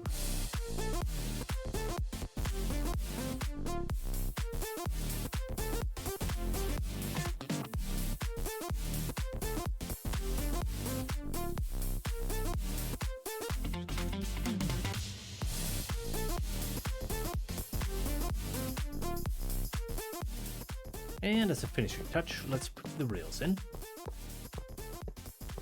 Let's also remove these torches. There we go, all done. This expansion has actually added quite a bit, I think. Now we can continue gathering resources for the main build of this episode, which is going to be a few trees. Alright, so for the trees, I will be needing some resources, and we're gonna go ahead and gather those. So we're gonna need some gravel, some sand to make some concrete, and of course turn the concrete into normal concrete, not the concrete powder. I'll be smelting some glass and some terracotta, because I'm gonna be using some glazed terracotta as well as the regular terracotta. And then we're gonna hop over to the Nether. I see you standing there. I am not going to punch you. Oh, he just went to the overworld. I might actually punch him. But yeah, the reason I'm back in the Nether is because I need a lot of resources, and mostly a bunch of netherrack for the surface, and I need a bunch of netherite blocks. Alright, now I think I have most of the materials gathered. I have red stained glass pane, red concrete, red glazed terracotta, some netherite blocks, some amethyst as well. We've got mangrove wood and some spruce components, some carpets for the surrounding area, some fungi, and weeping vines for in the tree as well. So this is mostly going to be the tree trunks and the branches and stuff, and then for the leaves, it's mostly going to be a combination of these plus the nether warts. And yeah, I'm just gonna go ahead and build it over here. So let's go ahead and go into a time lapse.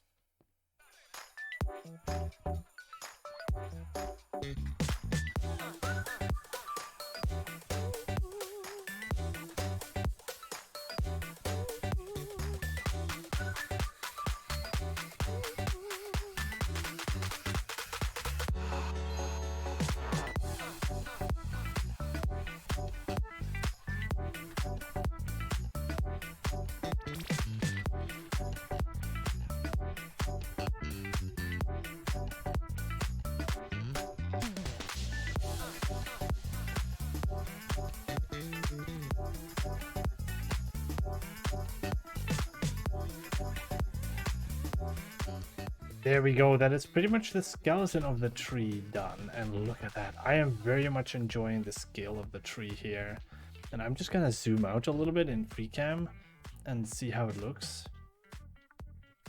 It's obviously still going to need a lot of leaves around it, which will help a lot. Now let's continue the time lapse and finish with the leaves.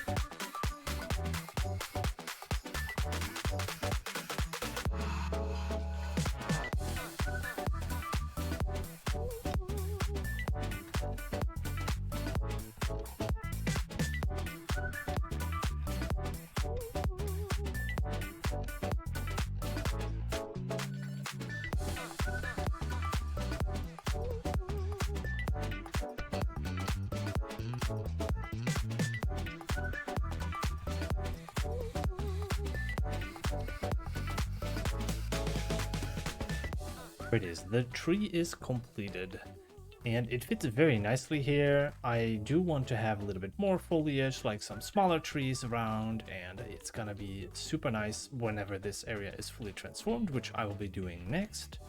And even better when I have another big tree over there, because then it's framed so much better that way, right?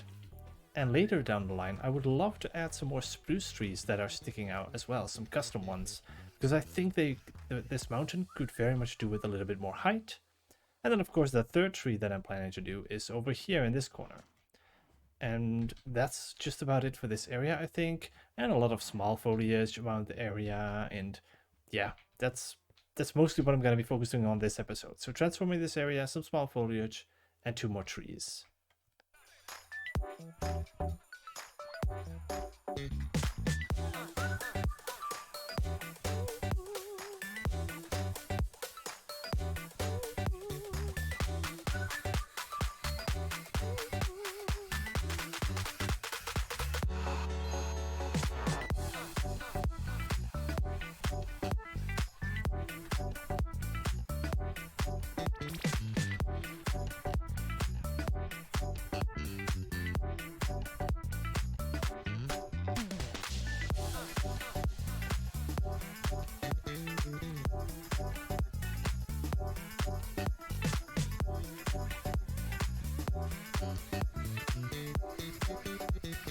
Go.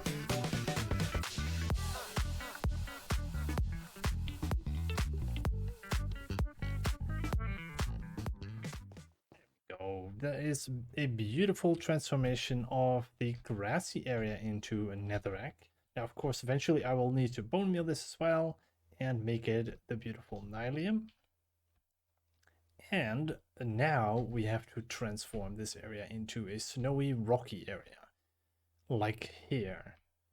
So I'm gonna need some deep slate, an andesite and tuff, and some snow blocks to turn this area around, because here we have a whole bunch of stuff that I want to turn, because this cannot stand. Like we like the transition here into the beautiful snow, and I don't want to see dirt in between the snow. That just looks horrible. I don't mind the ice on top, that looks nice, but I don't like all the snow in there. So I do want to fix this big portion of snowy stuff, and then eventually we'll have to fix this as well, but we're not going to touch that at all today. I do want to change this today. So that means I'm going to have to collect a lot of snow blocks and fix this top layer.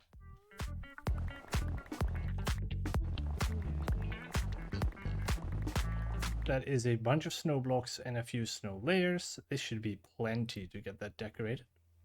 I'm going to go ahead and replace all of those snow blocks, or I mean all of the dirt blocks in the snow. And I also have some leather boots, so I'm not going to fall through the powdered snow.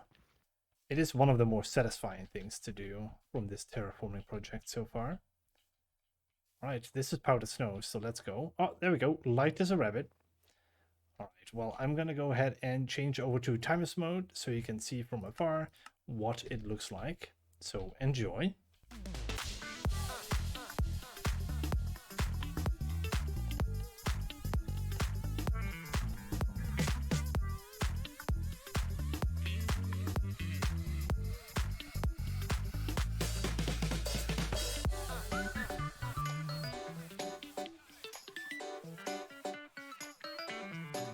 Look at that. It is so much better to not have that dirt, and I can't wait to have this area finished as well and to have pretty much the entire mountain done. The whole look from behind, or from far away, I mean, is going to be so much better. I can't wait to have it all finished. As with regards to this area, I am thinking of terraforming in the future, at least a little bit more. The whole river is of course going to continue flowing down here and eventually meeting up with the water here. However, for the red terraforming, I don't think I will be doing the entire area. I think I will stop before we get to this mine, and I do want to think of some kind of a transition area somewhere around here. It is probably going to involve some rocks, and I'm not entirely sure what it's going to look like, but I think it's going to go up to here, maybe up until this point, and up until this point. So there will be just a little bit more terraforming around the area, but today we're gonna focus on this little piece. And yeah, this is most of the stuff that we will have for this style, and I think it will be something that I want to finish up just here and there. Maybe I'll just do it mostly on streams or something, maybe just not in a video like this one, where I'm actually going to add a bunch of foliage to the area, which I think is a pretty big change, and I think we should sleep.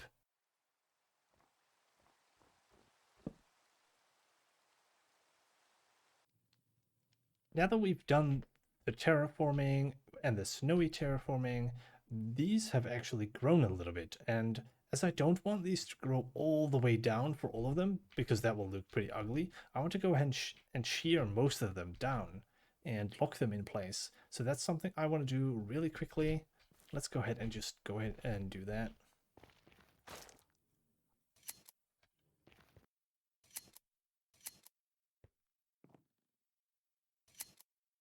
Now that the tree is finished, I think we should continue terraforming. Before I bone meal the entire area here, I'm also going to be adding a few cobbled blocks and bricks and stuff like that, because I want some of these to be scattered around this hill.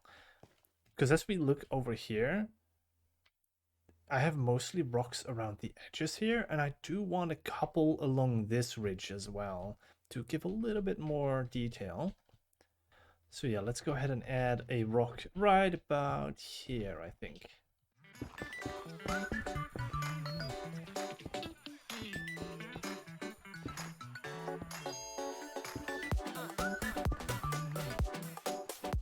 Of course, we do need some dripstone, but we can grab that later. We'll do that afterwards. First, let's add a few blocks.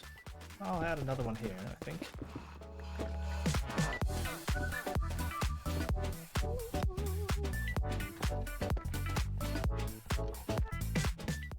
I think that's nice. I like that. Now I just need to get more bone meal for the rest. And then, of course, we're going to have to add some rocks around this and turn this into andesite. And then we have the full transition complete.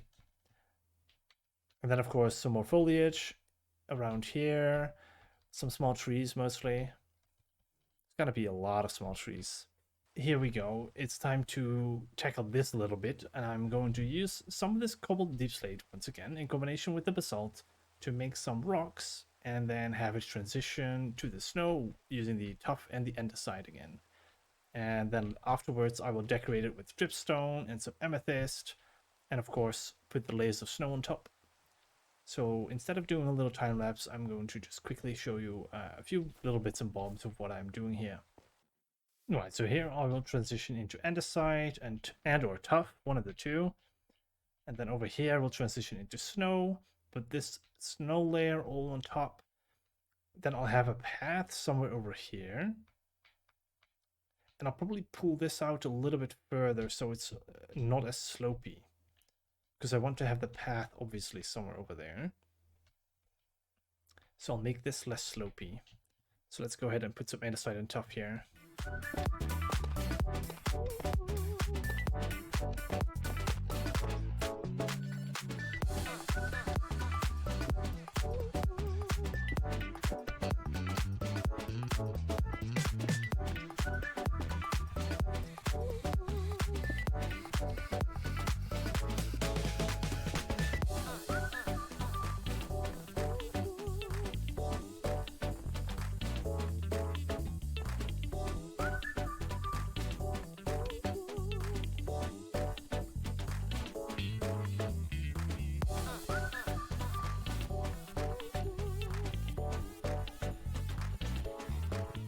I am very happy with that slope. That looks very nice.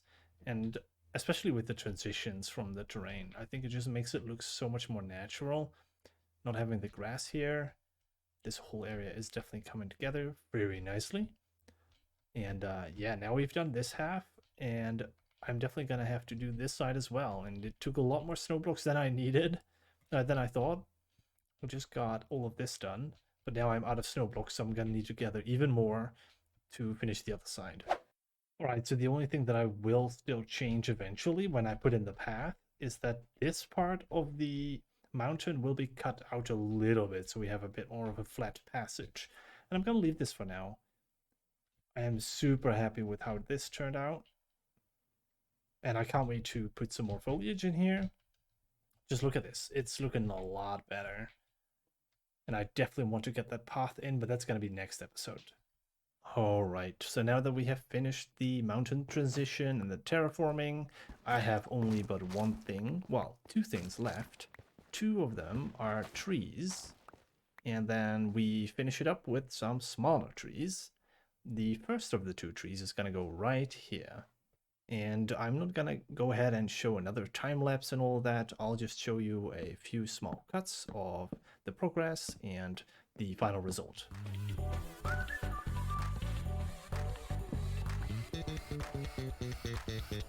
There we go. I just installed a resource pack for minimalistic rain because I was getting really annoyed with the amount of rain that was on the screen the whole time, but this is actually really, really good. Look at this.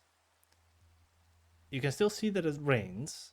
It's still pretty atmospheric, but it's not as blinding as the rain usually is in Minecraft. I actually like the rain now. It's not, you know, disturbing and annoying. So there we go. Now we can actually see what we're doing. So much better. So yeah, I was going ahead and playing around with these roots a little bit, and I think I'm pretty happy with the shape. I do have to remove one block over there, but this is roughly the shape that I think I'll be going for. And then I would like this tree to, I think, grow a little bit in this direction. Right, look at that. There is the general shape for the tree completed, and I'm actually quite happy with it. As you can see, there is quite a few branches at the top. So it fans out as you would with the tree. And now these two are like the main branches. So we have one pretty low to the floor that is fanning out here at the point where it's the strongest. And I think it's the biggest branch with a few small side branches.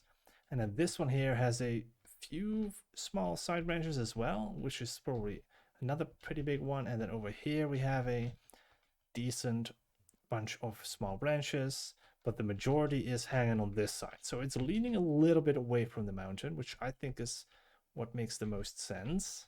And there you go. There is the full tree. I am really happy with the location and how it curves and sort of leans away from the hill. All right, now that we have the second tree in, I think it's time for the third one. And this is the spot where I want it. Now, this is a nice flat area, and I might even give a little bit more detail to the area afterwards, but I think we'll start with the tree and go from there. I'm not entirely sure what shape the tree is going to get. I'm just gonna wing it. There we go. This one is a little bit smaller than the other trees, but I'm actually quite liking this size of over here because it doesn't really overwhelm. I feel like every tree that I've built after the first one became smaller and smaller.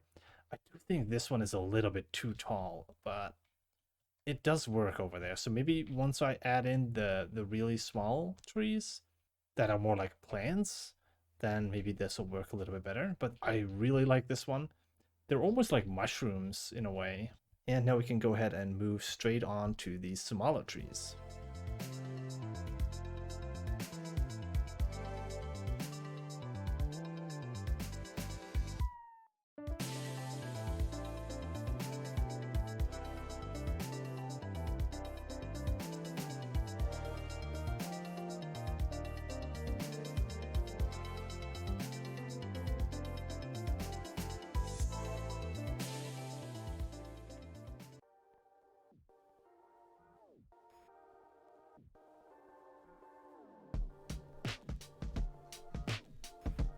Hello, hello, and welcome to another episode of 5 Lives, 5 Styles.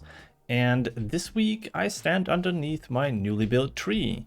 And this is very nice and all that, but we have to cover up a few things in order to do so. One of the things we had to cover up is this portal that now I very inconveniently have to access through this weird hole in the floor. And this is my old portal right here. Now, something that I've done in the meantime is I added a little access point down here, right under the tree. But it's mostly going to be for my mud farm that I have down here. The portal, however, I don't want this to be in this position. No, no, no. This is not going to be the permanent position. I want it up there. Because I have a really cool idea for some kind of a ruined portal. Like a sort of runestones kind of idea. And I want it to be seen from pretty much anywhere, right? As long as you can see that mountain, I want to be able to see that portal. So essentially, that's what I'm going to be doing this episode. And last episode I mentioned I wanted to do a path over here. Let me just zoom out a little bit in free cam. Because over here we had this access point. And I had the idea to build the portal up here already. And so we're going to make a path all the way down through there, all the way through here, and access and connect it somewhere up here. So that's going to be pretty much the entire episode, because this path is going to be quite a long path actually. Now you might think that that portal is quite far from where we live, but I think that's fine. We don't need to access the Nether all that often. For this portal we're going to need several materials, mostly some deep slate variants like deep slate tiles. I want to use some regular deep slate, but I also have come up with a very fun transition, because as you see, it's up on the mountain, there's a lot of snow, and for this part of the mountain I've used kind of a transition of andesite into the snow, and for this that works fine because there is a lot of snow, so it's not very strange that it goes from some rocks to a lot of snow. But on the ruined portal there isn't that much snow, it's just a small layer, so if it would go from rock to just a small layer and that's it, it would look kind of weird. I'll show some more examples later, but yeah, I've come up with a fun transition for that I'm gonna demonstrate pretty soon. And another thing that we're gonna have to do, as you see, there is quite a few trees up here, so we're gonna have to clear it let's start with that right away.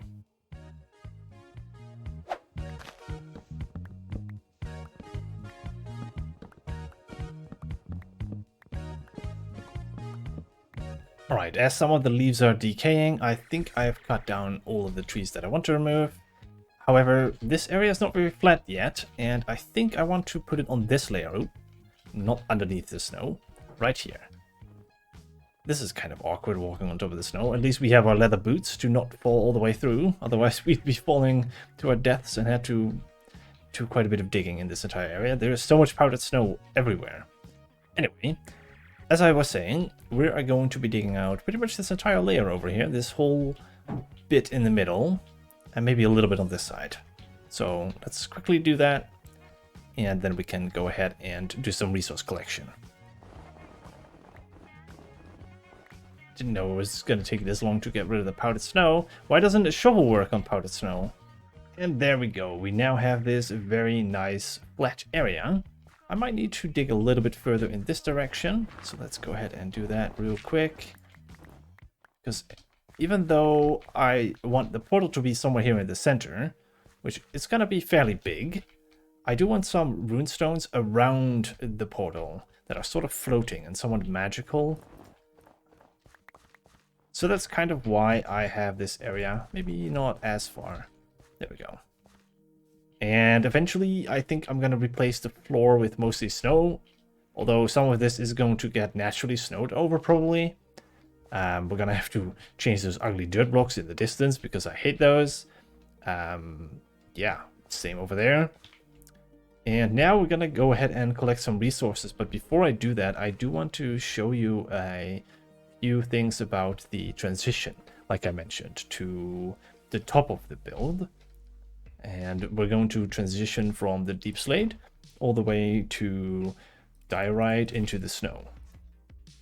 Alright, so I have laid down my block palette that I'm going to be using for this build. And as you can see, we go from the darker deep slate tile to the deep slate to some concrete and some cyan. But most importantly, and this is the stuff that I had to collect a little bit, is the coral blocks, which we use in the dead variant. So it sort of blends in with the rest. It's a little bit more brown, but it sort of transitions into the white of the diorite, and it has sort of the same busy texture as the diorite, and then it transitions into the white. And so if I were to look at a distance from this, you can sort of see that that transitions quite nicely. And so that is what I'll be using. The darker stuff I'll be using more as a shadow, and then this I'll be using more on the top of the build. And that is just going to be very nice to have this snow layer on top. Especially because, you know, there is so much snow around, I kind of needed that. Here's a quick overview of me collecting some materials, mainly obsidian and some coral. I also decided to grab some of the coral fans while I was out here.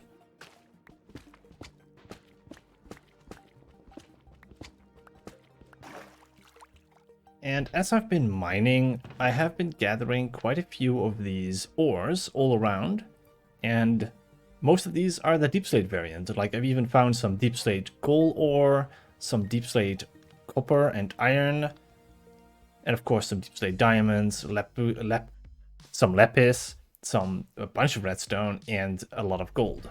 Now, all of those resources are very nice to have, of course, but I want to be using these specifically in some of the floating blocks / runes around the portal. And so I will probably be using, I think, one variant in each. Maybe I'll use one of these blocks in 2 of the runes, but we'll see, because they are some nice colors to be added into the deep slate. Now that we've gone ahead and collected some of those materials, I think it's time to start building. And I'm going to start with the main portal. And I'm going to be using some scrying obsidian in the portal, and I'm going to use a very different portal structure. And that is all because I am using a data pack which allows that, which is, I think it's like the portal frames or whatever data pack. I'll link it in the description. But yeah, I'm just going to go ahead and start building a little bit. And I'm just going to do the front, and then I'll probably do the back at some point. But we're just going to transition from the front side first. Then we'll do the floating rocks around it, and then I'll probably finish it off with the back. And then as a little bonus, I will also find out what it connects to at the nether side. Hopefully we get a better spawn as where my portal is now, because it's not in a very nice spot, to be fair.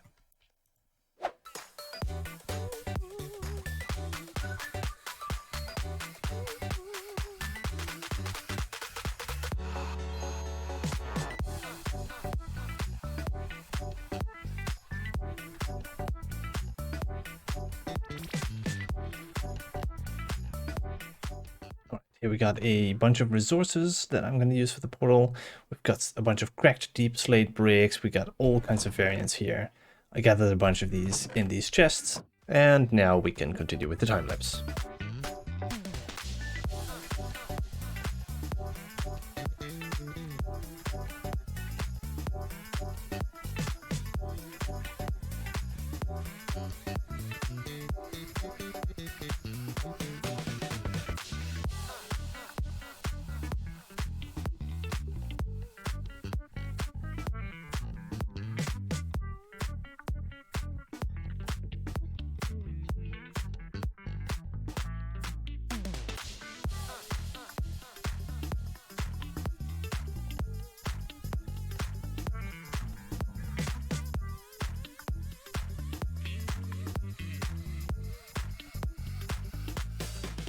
There we go. There is the main bit for the portal done. And as you can see, I have laid on a layer of snow as well. And if we zoom out a little bit, you'll see, well, first of all, there's a couple of holes that I left. And I've got some materials in my hotbar here, the copper ore and iron ore that I'm going to be filling it in with. And as you can see, the layer of snow on top is quite nicely blending with the diorite and the tube blocks or the coral blocks. Now I have currently only placed the tube coral, and so I am going to also mix in a few of the other ones to see it at least being a little bit different, because now it's just the same texture all over again. Get a bit of variation in there.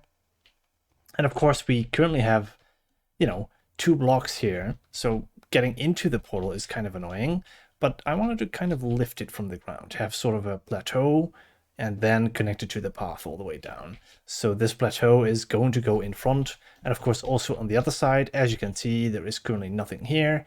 I'm going to be doing roughly the same thing on this side. And yeah, so let's go ahead and replace these few blocks and fill the gaps with the ores. And next up, I'm going to continue and build out the floating rocks on the edges. And that's going to be very fun, but I'm also going to be doing a little bit of fidgeting with that, because I don't necessarily know the exact shape that I want each of them to be.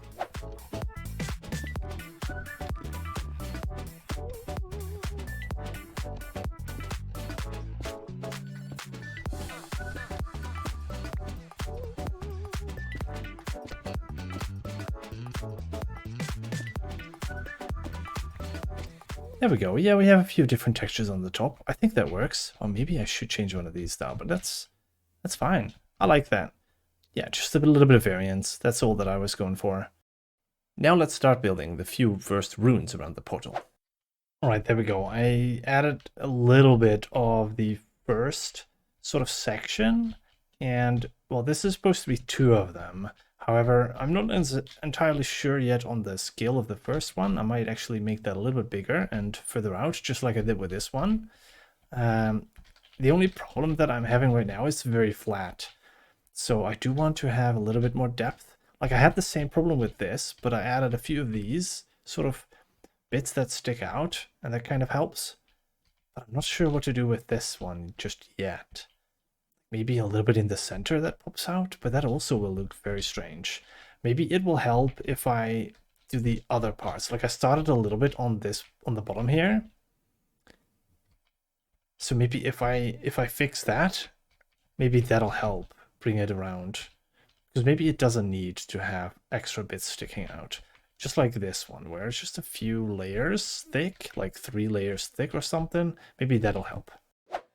Here, I'm showing you just a snippet of how I tried to build the shape of the rock. It mostly comes down to a lot of block juggling and adjusting the shape until it's just right. And, as you can see, I try to use the gradient as much as possible, going from the snow through the deep slate, and even using a bit of deep slate tiles for the shadow. So now that you've seen the process of me building one of the rocks, I am going to be building the rest of the rocks. And you won't have to wait for this, and I'm going to just do some movie magic, and we're going to see the result. And there we go. We have completed all of the runes. And as you can see, I started with the diamond at the bottom, then we have the lapis, we have some redstone, and we have the gold. I made the middle one a little bit bigger. I didn't space them all evenly because I want them to sort of be floating, right? And roughly similar shapes with a little bit of curves and bends. But yeah, most of them are in a similar spot. I also moved some of the rocks so that they aren't all on the exact same line. Now, of course, we're going to have to do the back. And yeah, we're going to do the similar trick. I'm just going to go ahead and move into this wall. And we're going to go ahead and transition into the back and the platform being completed. And there we go. We have the portal. Let's go ahead and zoom out a little bit. All of it is done. Now let's go ahead and look at the back because that's the part that we didn't see yet. There we go. Now the little back is a little more flat, but I did add, of course, the platforms, and I added some snow. And now all that is left to do is to light it up. So let's go ahead and do that. There we go. Now let's take a look from further behind because I absolutely love the way it looks. Just look at that. It just pokes out of the top, just slightly bigger than the mountain itself. I absolutely love it. It's so cool. Now, next up, of course, we have the path to connect it up with my base. And, of course, we have to check out what it looks like on the other side. Now, I will leave that a little bit. I don't want to go in just yet. But soon, you will see. Before we do the path, though, I want to get to my extension of the mineshaft that we do every single episode. And as we're building this episode's mineshaft extension, I want to thank you for your support. If you liked the video, please let me know in the comments below. And don't forget to like and subscribe because it helps the algorithm.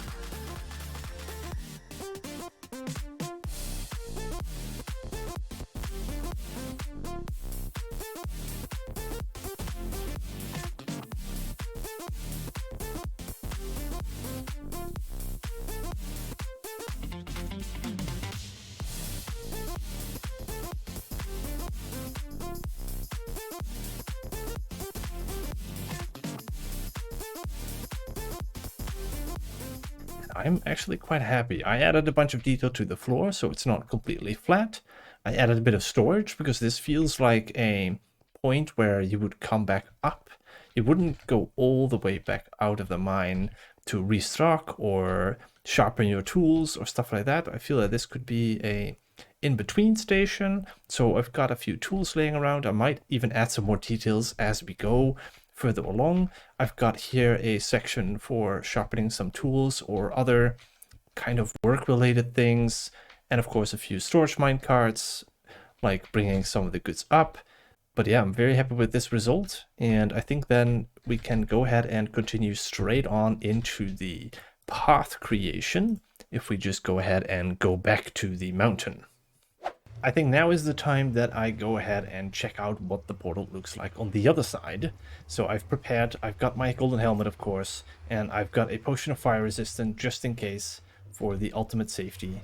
Let's see what we get on the other side. Oh, it actually connected over to the portal that we already had.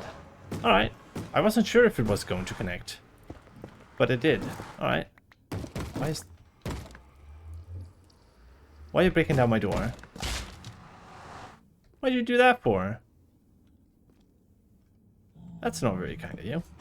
So here we are back on the mountain, and this is kind of where I left off with the connection of the wall transition to the snow. And here I have this gap where I want the path to go.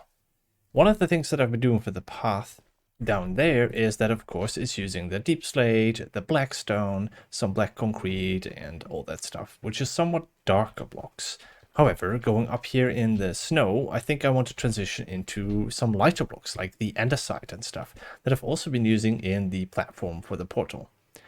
And one of the things that I can do over here is somewhat of a transition from using the black and the dark deep slate into the andesite and maybe some stone and whatnot. But what I also want to do additionally is have some snow on top of the path as we transition up here. So we have a little bit of a double transition. We transition into the lighter colored stones, the andesite and stone, and then as we get up here, it starts to become a path that is both stone and andesite, but also has a little bit of snow layered on top of it. Firstly, I think I will start and make the initial bit all the way up here with the black stone and the dark deep slates and all that. And then when we get over here, I will also connect it with the mountain and just, make this flatter and whatnot. So let's go ahead and do a little bit of a time lapse as we complete the entire path, and I'll meet you back here when we are finished.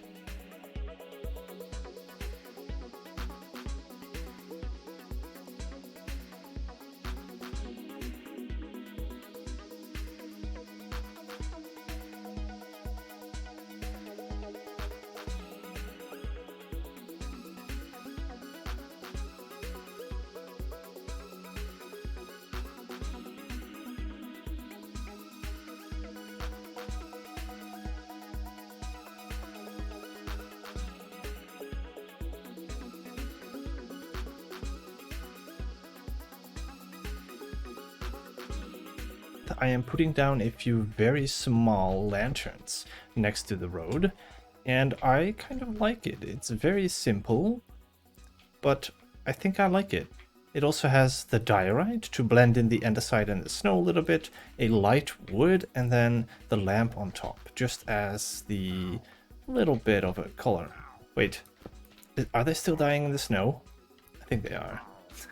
The raiders, every time they show up, they just walk into the snow and die. I like the powdered snow for that.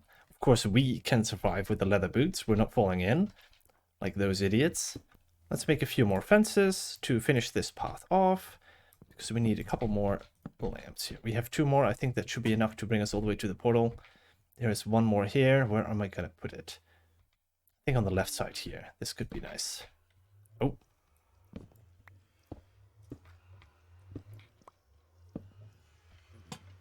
There we go.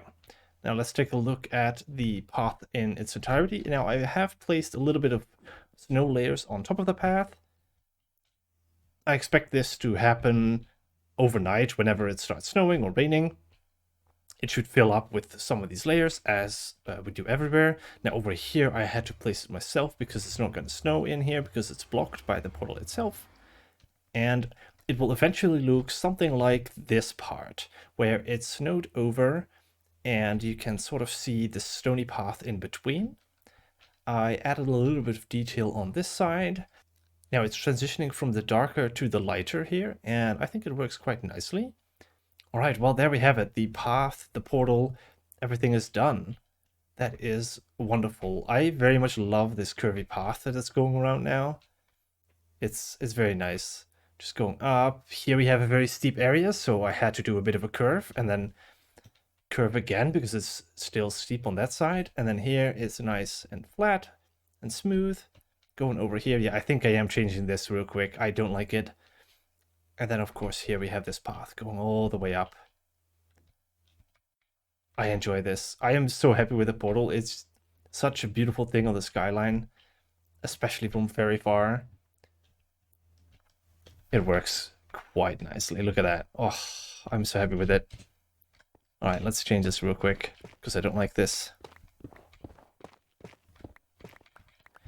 I think I just want to make it snow all the way. And then over here, we do a little bit of this.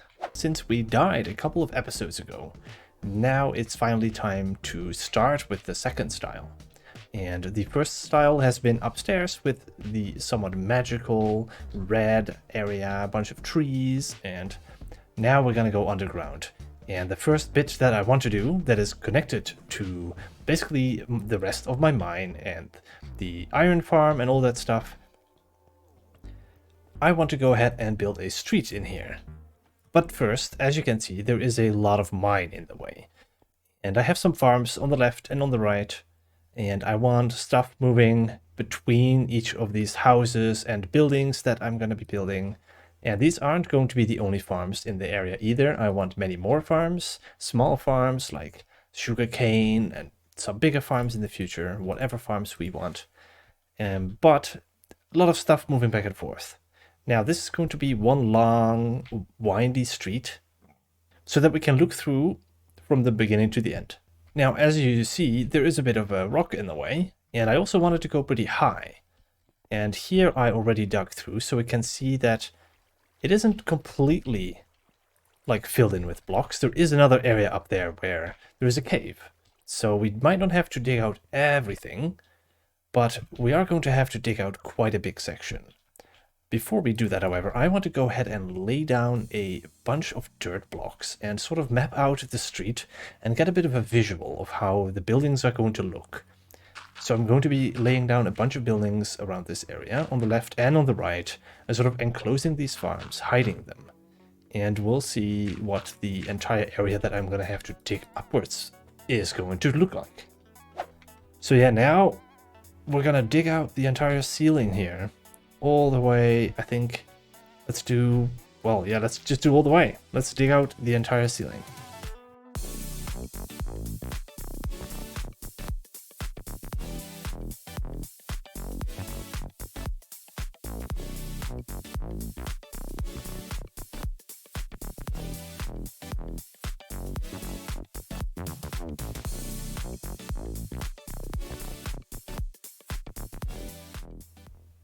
All right, there we go. That is a pretty decent chunk that I just cut out. Now, of course, we still have a pretty good chunk to go, but I just wanted to take this moment to, look up and see how much space we actually have. Because as you see, there is so much space above the area that we just dug out.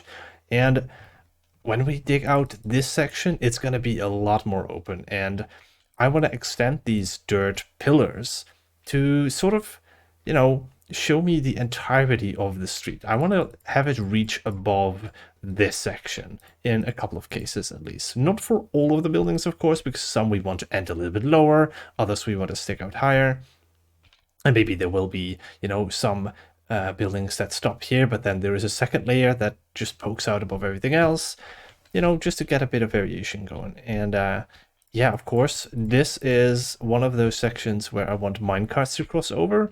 It won't be dirt and full blocks. No, it will be maybe some slabs and a minecart track going over. So it will be much thinner and a lot less blocking of the view.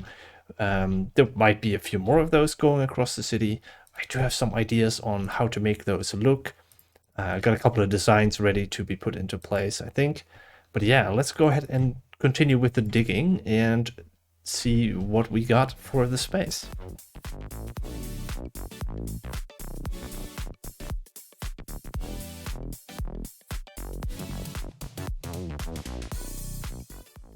My favorite part of this is just tossing my resources in this water here that I've been abusing. It's from my mangrove farm, but I've just been tossing all my stone in there, so it automatically goes into the chest. It's very satisfying to see everything go down there, just like that. You toss it all down there, and it just moves all the way up into the chests. I love it. Now, at some point I'm gonna have to clean up this chest, but let's not worry about that, shall we?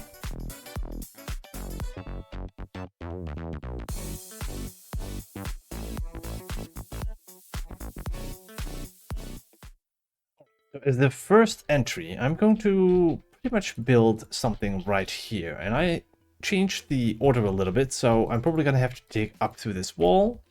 But what I'm going to be doing here is I'm going to have a building that sticks out over here. I'm probably going to have to make this a little bit smaller at this end. And after this, I'll probably want to cut it down back that way, so to open up the path a little bit right before this sort of small alleyway. And then over here, I'm going to build a building. And then over here, I want to have the building where this minecart track is going to come out of. Sort of a more technical building. I'm not sure if this is where the track is going to be. I might move it a little bit more to the center of this building. But yeah, it's going to connect over to that side. It might not even be in a straight section. I'm not sure at all. But what I'm going to do first is I'm probably going to just build a wall here, and I grabbed a few resources. Over here, some granite. Actually need some of that as well. That's a bit of a difference. We have some copper, and yeah, I'm gonna just go ahead and build something here. Probably mostly out of granite. Maybe in the corners a little bit of that.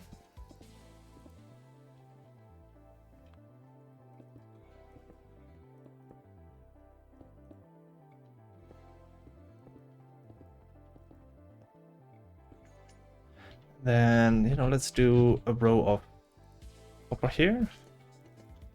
Now, I would like this copper to oxidize a little bit, so that's probably going to take a while, I think. I'm not sure. And then here we switch back over to the... I know I'm holding wood, that's for the building next to this. Because I'm not going to be doing the same material for every building. So I want to have some colors that sort of work together, but aren't like the exact same, or that one of them will disappear into the other. I would think that would be not so good to have a red building right next to the granite and the copper. I like that because this wood doesn't have those harsh lines in between. Like if you were to do that with spruce, let's put it down without well, without actually placing a different block. Can I do this? Like if I were to place these next to one another, well, in stripped form, of course. Let me just droop, droop. You get like this really harsh line in the middle. No, it's not that bad with spruce actually, but you will see it, right? You will see it if there is multiple stacked. All right, so now we have a wall. So let's go ahead and look a little bit from a distance here. And as you can see, I am planning to have this one stick out a little bit before that.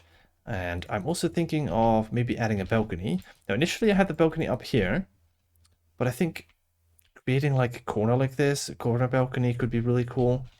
So I'm probably going to be doing that. I brought a few materials that I think will work, like spruce or something. But first, let me just build like a little platform to get into the house. And I was thinking some andesite, maybe some of this. For now, I'll put a torch here. But there we go. Now, of course, it has a little bit of floating stuff above it that I'll need to mine out. But I think we can see it. Oh, that's not what I intended to do. I intended to walk further back. So as we come around, this is, of course, initially blocked, right? So over here, we can probably see it a little bit. This is sticking out with some details. And then we come around, and then we'll see it. We'll see it pop around the corner, which I think is nice. And then, of course, this goes further up with some more stuff.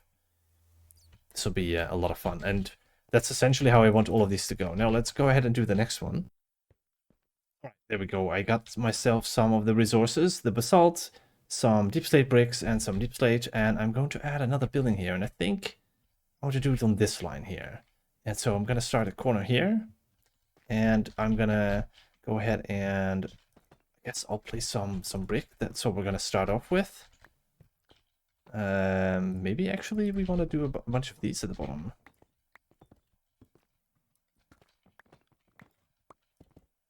There we go. We do a little bit of this. It's a little bit of a gradient, right? So we do that. And of course the rest is going to be mostly deep slate. Let's get rid of this dirt. I could go ahead and maybe make this a little bit lower. Somewhere around here there should be a door, but I'm not sure where this door is going to be yet. So I'm not going to waste any time trying to figure that out. We'll think about it soon.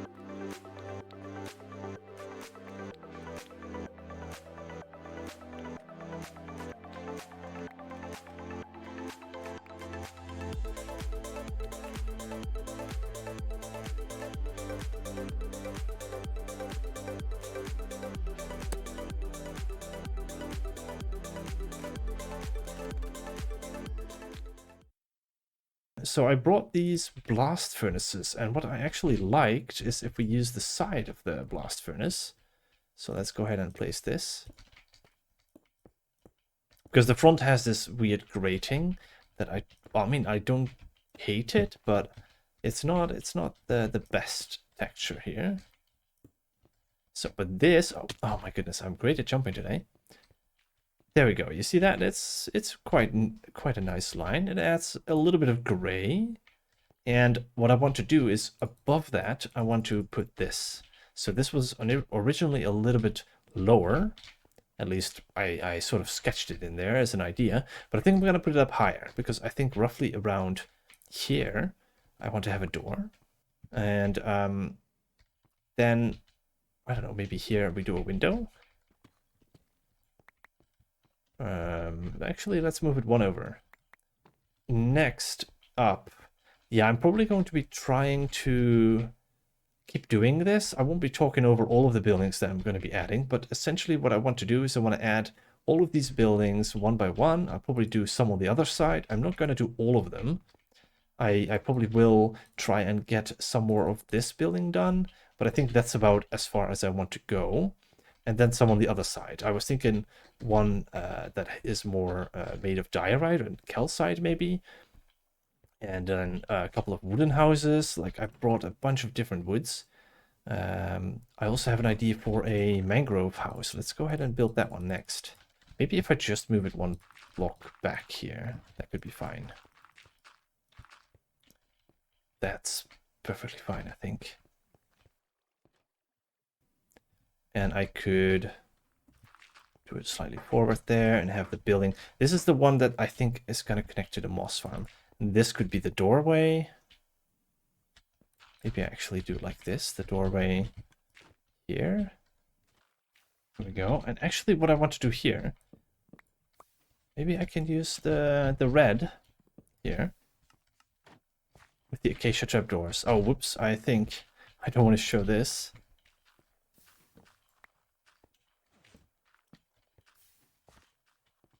What if we use these? Now, I know that this floor is not correct yet, but I just want to put these doors in just to give it an idea. I think these are the first actual doors. I would like this to continue a little bit on, actually. I also like that even though I pulled down the building or pushed it back a little bit, because of the overhang coming forward a little bit more, it sort of claims that space anyway. And then, of course, we want to make this one a little bit higher. So I think I'll do that now. Okay, how does that look? Without the dirt, of course. We don't want the dirt pillar in front. All right. We can't see the windows from all angles just yet, but that's fine. I'm not sure how much I enjoy the roof just yet. Maybe it's gonna need a little bit more. One thing I can actually fix, I think, is lower these. So if I do this, that should help a little bit.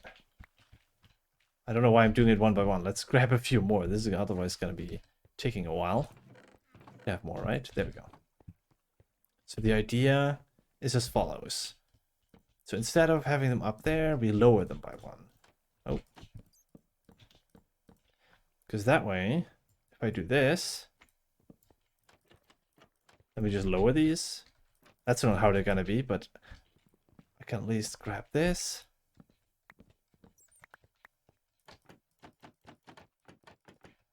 There we go. Ooh, see, that already helps a little bit more. Look at that. That makes that line continue a little bit. Yeah, like that. So for the next building, I want to actually use the mud bricks and mud. I've been very much enjoying this block outside of this project, but I want to just also make a very quick building with this. And I think at the higher sections of this building, I want to transition into the spruce and maybe some dark oak. And I'll just quickly show a few cuts from the process. Make a few very simple windows like this. And what we could also do, that's, you know, future thing, we could easily get a bit of a planter box in there. Whatever plants we can do. Yep. How is the dirt in between this? Do I want to go for the dirt first? Well, that's definitely not what I want. That actually works quite nicely. So we have a little bit of a dirt layer in between.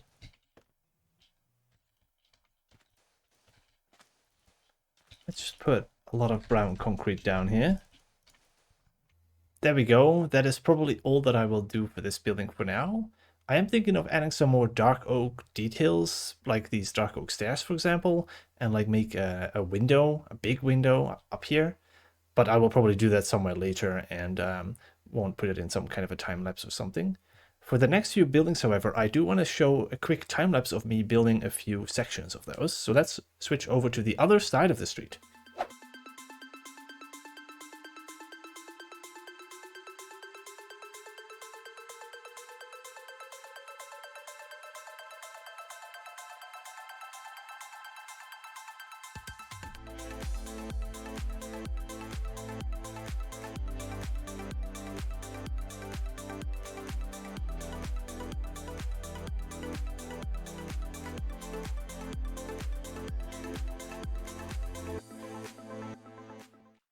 A little bit of detail. I think bamboo could really work here. Ooh, I do like that. What if I change these? Because I don't actually like these quite that much. What about those? Ooh, you know what? I like that. So we can also get some regular plants. Maybe this. Like that. And some, maybe a rose bush or something in between. But of course we need some trapdoors, and I think bamboo trapdoors for this one will be nice. So yeah, let's get a bunch of lanterns actually, because I feel that that's kind of what's missing, because there is a bunch of torches going around, and I kind of want to get a bit of lighting going. So maybe I just grab a bunch of light sources and start adding them to see if I can change the vibe with all these floating torches out of there.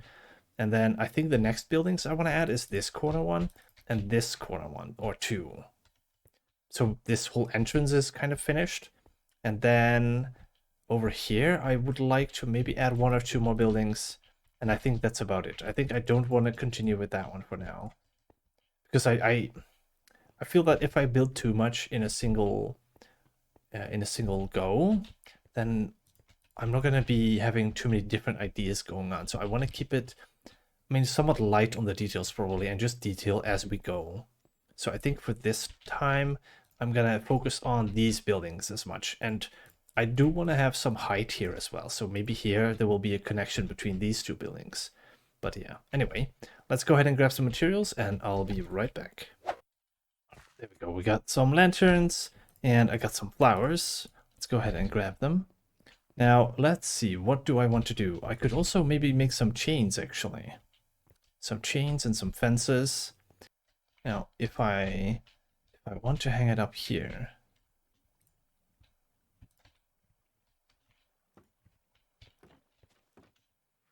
we could definitely be hanging off there, right? That could easily be the case.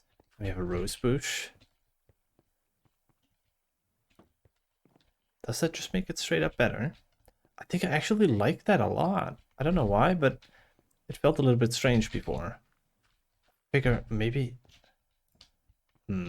I don't know if I wanted to change that, but anyway, let's put a lilac flower over there. Was that a lilac? It was. Okay, cool. And a penny over here. There we go. Now here we have a few as well.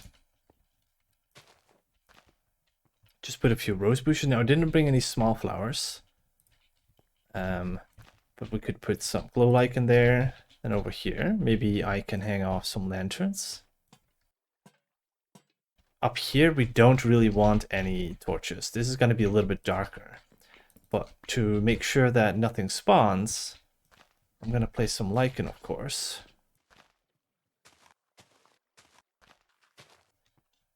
Another thing I wanted to try was detail this and this with a little bit of sandstone. So let's make a few variations of that and see how that looks. Now, I'm pretty sure that this is not going to look that great. I mean, I don't hate it. Let's see what we do if that's the case. I mean, I don't necessarily hate it all that much, but let me see what we can do here. if we change this also. I didn't really intend to use this much sandstone, but right. So this is what I think I like the best here. And yeah, I mean, I could fiddle around with this for a long time, but at some point we gotta call it. All right. So I was thinking, and I did a little bit of a re-layout here, and I think what I'm gonna do is I'm gonna add a tower here, and then a little bit lower to the floor over here. I think I'm gonna make that into a rooftop. And then over here, I want a bit of a slanted roof, quite low to the floor. And then a little bit further behind it, I want to have the building. So for the side, I think I'm going to mostly do stone brick, build like a little tower.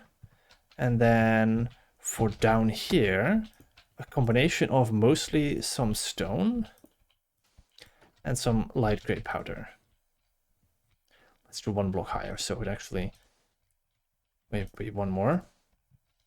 And maybe one more gap of stone. Like, I don't want a continuous pillar of just stone brick, but mostly stone brick. There we go. I came back to make a single pot. Now, of course, I brought a little bit more clay in order to build a few more things, but here we go. Let's build the... not there.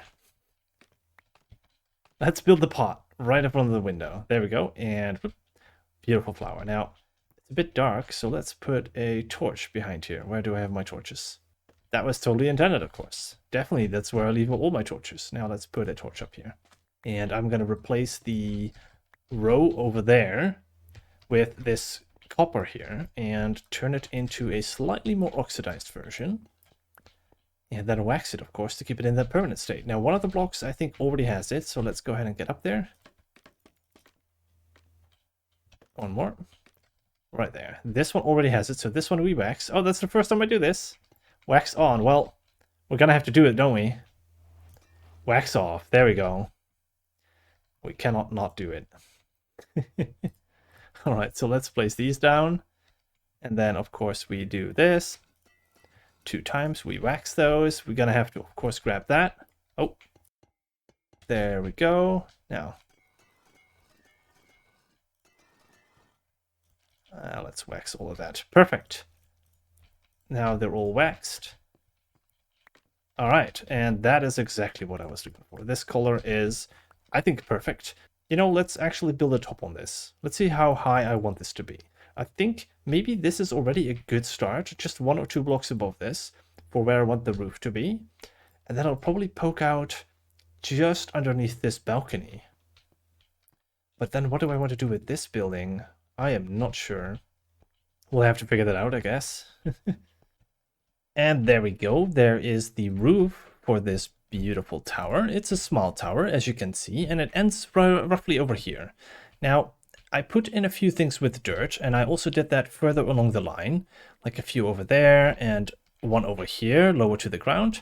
And I am thinking of these as mostly overhangs, where one side is connected to the other one. They could be roofed, like connecting both sides with like a walkway, or like this one over here that I'm intending to be a minecart track. Now, I'm not sure which one is going to be which. I definitely think that this one will be a connection between the 2 buildings. But I'm not sure what I want to do with this top section yet. There's going to be several buildings here. I am also thinking of connecting this section up here to this one way or another. Some building is going to go here. Maybe what I'm going to do is have this building that's going to be at the end of this. As you can see, there was an original line going here for the building. I moved that forward a little bit. But maybe up there, I can move it back out so that it's hanging over this. I'm not sure yet. The way that I'm approaching this is mostly just going one by one and just putting down as it goes. Like with this one, I just put the roof in. There's got to be something behind here. And I'm going to also build a building in this corner here. But one by one, I'm just filling in the gaps and thinking, what could go there? And we just go around like this. Same for this. This is going to be an overhang, a connection. And it's going to be lower to the ground. It's going to feel a little bit more cozy, I suppose. But yeah, that's my approach so far. And yeah, now I'm mostly focusing on this corner here, trying to get that finished and trying to get this you know, this approach to this, it's starting to really come together. I'm really liking how this tower looks, like the bit of the lighter in the front with the darker in the back. I'm really liking that. And then of course the dark oak way further in the back. And then as you come around the corner, it lightens up with the diorite here and the bamboo. It's especially the light focuses your eye on this corner. I really, really like that. And then of course here your mind gets drawn to this. However, there is a bit of a gap here, and I think that will help bring this more detail. And same with this, of course. Once we put that in, it's gonna totally bring this area together. And as I said, I think that's what I'm gonna be focusing on today. So I will probably finish this building, add some more up top, then I will get to do this corner, and then of course further in the back a little bit on the right, and maybe I stop at the overhang. That would be, I think, a pretty good solid street, because, you know, as you can see, I've planned out a little bit. This is gonna go all the way to where my iron farm is, and these aren't gonna be as high as this. I want this to be really, really tall, but I do want some of the street, some houses, maybe some storage, maybe some farms to go in this section. And there we go. Now I added the extra bit of wall here, and I sort of made a continuation of this without the deep slate. But yeah, I think now I just want to get these walls in, or at least something here, so we can have this look a little bit more like it's supposed to be there, because right now it kind of feels like it's missing something. And that's true, because this is supposed to be a wall here, and then when you have this face, it'll make more sense, I think. Now also what I've done is I've added a little bit of terracotta here, as you can probably not see, right there and right there in the corners, and then a little bit of red sand around there, which I think just fits perfectly. You can barely tell that it's there, and it's just a slight variation of the tint. It works also quite nicely with the bit of shadow that we've got going on, especially even with the lichen, so it should be non-spawnable. And yeah, I think I am very much liking this process of just building a wall and then seeing where we go from there. And with a busy street like this, I don't think we'll need much detail on these buildings, especially if we have multiple different sections coming out. Like I said, we have a corner piece here, we have something coming out there. There is all kinds of stuff happening already. So these walls, they don't need much detail. Just a window here or there, and it'll be all really good. And from building to building, I'm trying to vary up the windows and the doors a little bit so that we don't get too much repetition. And yeah, it also is a very good way for me to practice my building skills, because I haven't really built a lot of houses. Like, this is probably the most houses I've ever built already, and that is just this street. So yeah, it's good practice, and I'm really enjoying just throwing a bunch of blocks together and coming up with combinations that work really well. Although I have to say that it's very difficult to stay away from the mud bricks. I really like them. I've already used them 2 times. That is just, I can't stay away. I was going to use it in this transition upwards too, but I'm not going to. I'll have to figure out something else for this grid. Maybe with the granite here, I'll transition into a different color up there. I'm not sure. Currently it's all granite. I might have to change that. We'll see.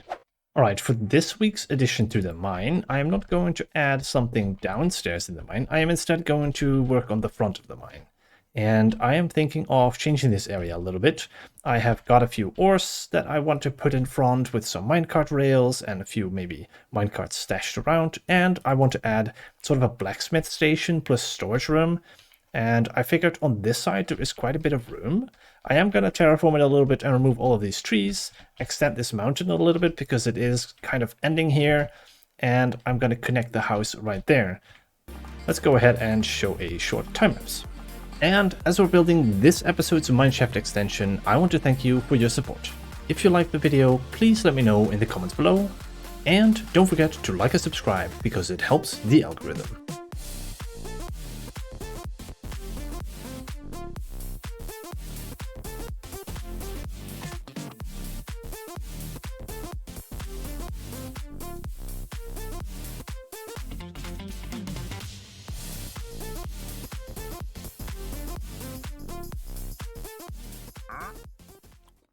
So this beautiful trader just showed up as I am finishing off the last few details here. And as you can see, I added a little bit of a blacksmithing area here. And I laid around a few tools. Can you please stop interrupting me? Please, sir. Alright. Well, as those guys have stopped interrupting me, outside here I do have a little bit of cleanup to do. These chests, for example, I want to remove. But I think that some of this is going to be turned into barrels like this. I'll just have a little bit of storage here. I changed these tracks a little bit and added a bunch of storage for ores that we have sort of dug up out of the mines. And I'll, of course, have a little bit of TNT that I have to be careful with. But yeah, this one should also be able to be removed. I added some lanterns for some lighting, and it's looking a lot better already. Now we can go ahead and continue with the rest of the street. Now, to the left of the mangrove building, we have this terracotta wall. It's quite smooth, and it transitions from the granite and polished granite into the terracotta. And I was thinking of bringing some of this acacia back and then turning it into a roof with a bunch of copper, a little bit of prismarine. I let some of the copper age, and then I found this really cool extra block that works really well with this, and it's the stone brick, but the mossy variant. It works so well next to the aged copper that I really, really like. And for the edges of this roof, I think I want to use the black stone for a little bit of dark shape. And so let's go ahead and build this. I want this to be relatively steep so that you can still see it from down below, because this wall is pretty high up. And otherwise, I don't think you're going to see the wall, the roof. Look at that. Doesn't that look great? I left a few of the copper further aged back, like slightly orange in between, to give a little bit of an older look. Well, I guess an aged look, right? But as you can see, the stone brick really blends well with the aged copper. I threw some lichen in there so that the copper roof can actually be seen. And now I think I just want to add some leaves to this, because the other side of this, I added some leaves as well to make this section a little bit more overgrown. And I think I want to do the same thing to the roof. And there we have it. I added the leaves up here. I also forgot to mention that I completed this building on the side here, and I added a little bit of a chimney up there and a water pipe, as I mentioned earlier as well. And now over this side, I mentioned adding some leaves, and let's go ahead and show you the roof from up there, because down here we can obviously see the roof. And so let's go ahead and show you. Look at that. Isn't that really, really nice? I really like the leaves here. Next up, I think I want to focus on the buildings further down the line and finish up the few last sections.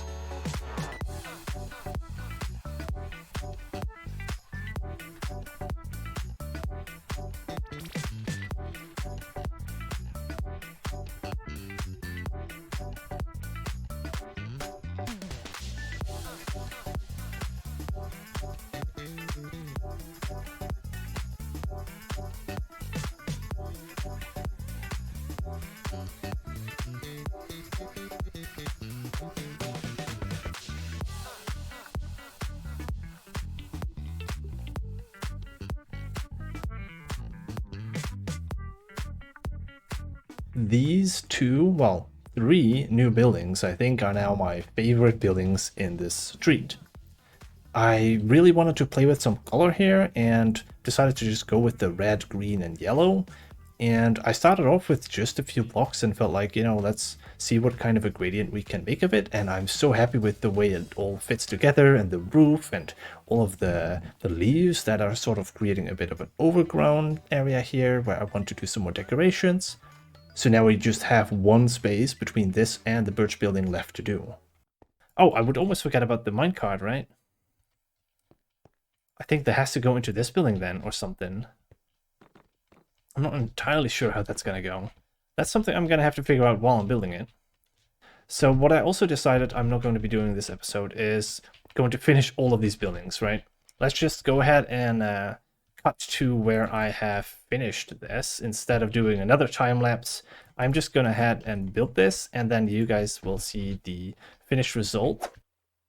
Now here we go. The final results are in, and I have completed. As you can see, this was a stone wall before, and now it is the building.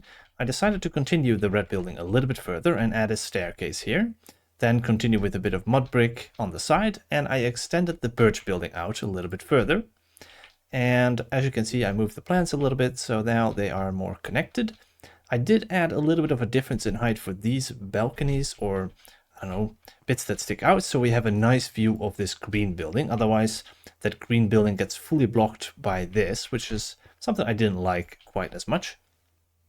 I also added the details on this side, which I quite like. I kind of removed, and I see I forgot to fill up this gap, so I'm going to have to fill up this gap.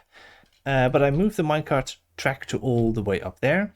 And as you can see, I added another layer on top of the birch building, which is actually some darker blocks. So I'm moving into the spruce, the regular oak logs, and some concrete as well. I think it's brown concrete, if I'm not mistaken. Then over here we have a small building in between, just kind of a wall, which is orange colored, which I think it works kind of well between these buildings. It's not too bright, and it sort of is a little different to everything else. And of course, I added a bit of decorations in here. This might just be like a little restaurant or something with a few tables. I'm gonna have to give some really cool purposes to each of the buildings, of course. And eventually I want to add a bunch of farms around here. Now, of course, we have the mangrove farm and the bone meal farm, but that's only 2 of the buildings, and there is already quite a few more buildings here. So, you know, maybe I'll put a name for the restaurant over here. So this could be the entrance to that. Then, of course, I changed the path here, which is now a very nice stone path. I kept the somewhat original elevation, which I really enjoy, going up and down, sort of curving around the buildings, making it a lot more dynamic. And I also added a little bit of dirt here and there on the floor to give more of a sense of some patches that are darker in the corners. And then from this angle, I finished up this entire section here. I added a bit of water pipes. I added the roof, of course, with some overgrowth. Here we got another roof for this tall building. The bridge that is now completed. And yeah, that is kind of what I mostly added, as you all waited a little second. And I think this is where I'm going to leave it for now. Oh yeah, I also added a chimney, of course. I tried adding more chimneys, like for this tower, for example, but one of the downsides of the campfires is that it adds also lighting, and that would make this corner even more bright, and it looks kind of odd. So I removed it immediately again. Something I also want to do in the future is add a few more of these like banners and sort of clotheslines or something. And of course more minecart tracks. And yeah, so this is something that I want to keep doing. And a little bit of a peek around here. This is where I, of course, also planned out some streets, but this is like very much into the future. Something I was thinking is that maybe we can curve this upwards around some of the buildings and have like a back view of the street from higher up. Although that's not anything that I'm going to be working on anytime soon. I feel like first I should add a bunch of interiors, because as you can see right here, I can look through this building and see the mangrove farm. That's not very pretty. And over here, it's kind of barren. I added a obsidian blocking wall here to avoid the explosions from damaging my building. I haven't tested if it works completely, like if it blocks everything off. I might need to make it higher. I hope not. Something that I also didn't mention is that in the meantime, we have passed way over 1,000 days in this survival world. Now, unfortunately, I did die once very early on, so sadly, we are not deathless, but look at that, 1,112 days in this world already. It's going so fast. Before we start building, let's first craft some redstone components, since I will be needing quite a few. Hopefully, this will be enough. Alright, well, I just went ahead and used this building over here as a temporary storage building. I made it a little bit more organized, so now we have actually things sorted once again, and over here is all of the redstone components that I've crafted for now, and of course a few useful things like scaffolding. This hopefully will be enough to do all of the things I want to do. I made a few extra things of everything, so hopefully I can build whatever I want today. And I am going to first build the interior of the mangrove building, and I was thinking of maybe doing it sort of like a restaurant or something. This gives me a little bit of a restaurant vibe. But what I do want to do is make an interior first, because of course we now have a door like this, but we don't have an interior yet. And this is where the chests were before. And now I want to make an interior here. So let's first do a plan of how I want the interior, where I want a few side entrances, and where I want to access the farm. Because obviously, this will be our access point. And I maybe want to do just a back door for like the employees. And then with that, I can access both the propagule farm and the mangrove farm. So let's get started. And there we go. It is done. The interior is now fully completed, at least so far as I have ideas for now. Maybe later I will add a few more ideas. As you can see, I added the tables, we've got some paintings on the walls, we have a few plants and some carpet. I also added here the bar and a little bit of storage behind the bar. We've got a few passages here. One that will go to the propagule farm over here. With the farm here, of course, we have the access that we can turn it on over there. And then all the way at the other side, which is the other... Maybe I should put a sign around here for employees only. Let me go ahead and really quickly do that. And there we go. All right, so at the other side here is a very small access for the storage of the mangrove farm. And then as we go outside here, I also added a little bit out front, a few tables, because as I said, this is going to be a restaurant. And of course, we would like some tables outside. And I added a few candles for some ambiance and a little plant. And this is one of those dividers that you usually see at restaurants outside.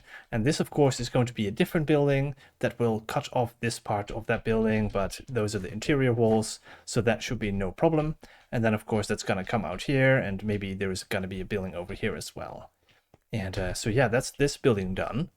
I think next up, what we're going to be doing is working on the bamboo shop / flower shop or something like that. And what I also want to do, as I noted down here, I want to have basically all of the farmable flowers that you can use bone meal on, like lichen, like glowberries, even add some cacao beans and all these kinds of things. And I also want a very simple bamboo farm that you can use bone meal on. That is sort of like an instant bone meal kind of thing, or instant bamboo thing. And I want to have a section where we have an automatic bamboo farm. That's basically like your standard sugarcane farm. But all of this is going to be in a bamboo shop here. And I thought of a name that sort of encapsulated both the bamboo side, but also the sort of plants section. And it's going to be bamboosh, which is pretty funny, I thought. So let's go ahead and add the interior for this building as well. I won't bore you with all of the small little details. I will just probably cut back here when that's done as well. Maybe I will show a few shortcuts as we get along. I have done some planning over here. I have put a few things in already, and as you can see, a lot of dirt. I tried to map out a little of what I want. Now, I'm not entirely sure what I want to do with the window here. I've put in a bar of dirt. This could maybe be like a walk area with trapdoors, but I'm not sure if I want a walkway up there because it feels very cramped. So maybe I'll keep these windows open. Maybe I'll put something in front of the windows. I'm not entirely sure yet. Now here I want the walls to be somewhat back, and I want the plants to be in front as sort of a display. I want to be able to come in here with some bone meal these plants and get them. Same with this, we have a berry bush here, a drip leaf, some glowberries. Here I want to put in a tree where we can put the cacao bean over or on top, so I can bone meal that and harvest it. Maybe put like a little planter area around this. And I might move this a little bit to give it a bit more space around. Then here in the corner, I want to put pickles. I want to put like a core block here with some water and pickles, so we can harvest those. Over here we have some glow lichen. Then over here we get to the back of the shop where the actual counter is, where you would go up with all of the things that you want to buy, like new flowers or new plants, and you would buy them here. So through the back, I think we access the main bamboo farm. And then maybe in the other side here, there is like a double door that gives access to both the automatic farm and the big bamboo farm. Something I did forget to mention, however, is that I now have sunflowers. This was pretty much the only flower or farmable block that I was missing, and it took a very short trip because it was actually quite close. There was an island nearby across the ocean in roughly that direction. And I did find some mycelium islands nearby, which were quite close. And not far from there, across the ocean, I found the sunflowers. So yeah, now that all of the flowers are complete, I am gonna go ahead and start the interior building. Okay, let's quickly skip ahead to where I have completed the redstone farms. I just made a very simple and basic bamboo farm. I struggled a little bit with making it automatic enough so that it doesn't activate the piston too much. But here we go. I just use an observer for the piston, and I'm using a pulse. Basically a standard, whatever the clock is called. I forgot the name. I'm just using that. The observer clock, I think that's what the name was. And essentially this is going to just instantly use all of the bone meal from the dispensers to grow the bamboo and farm it.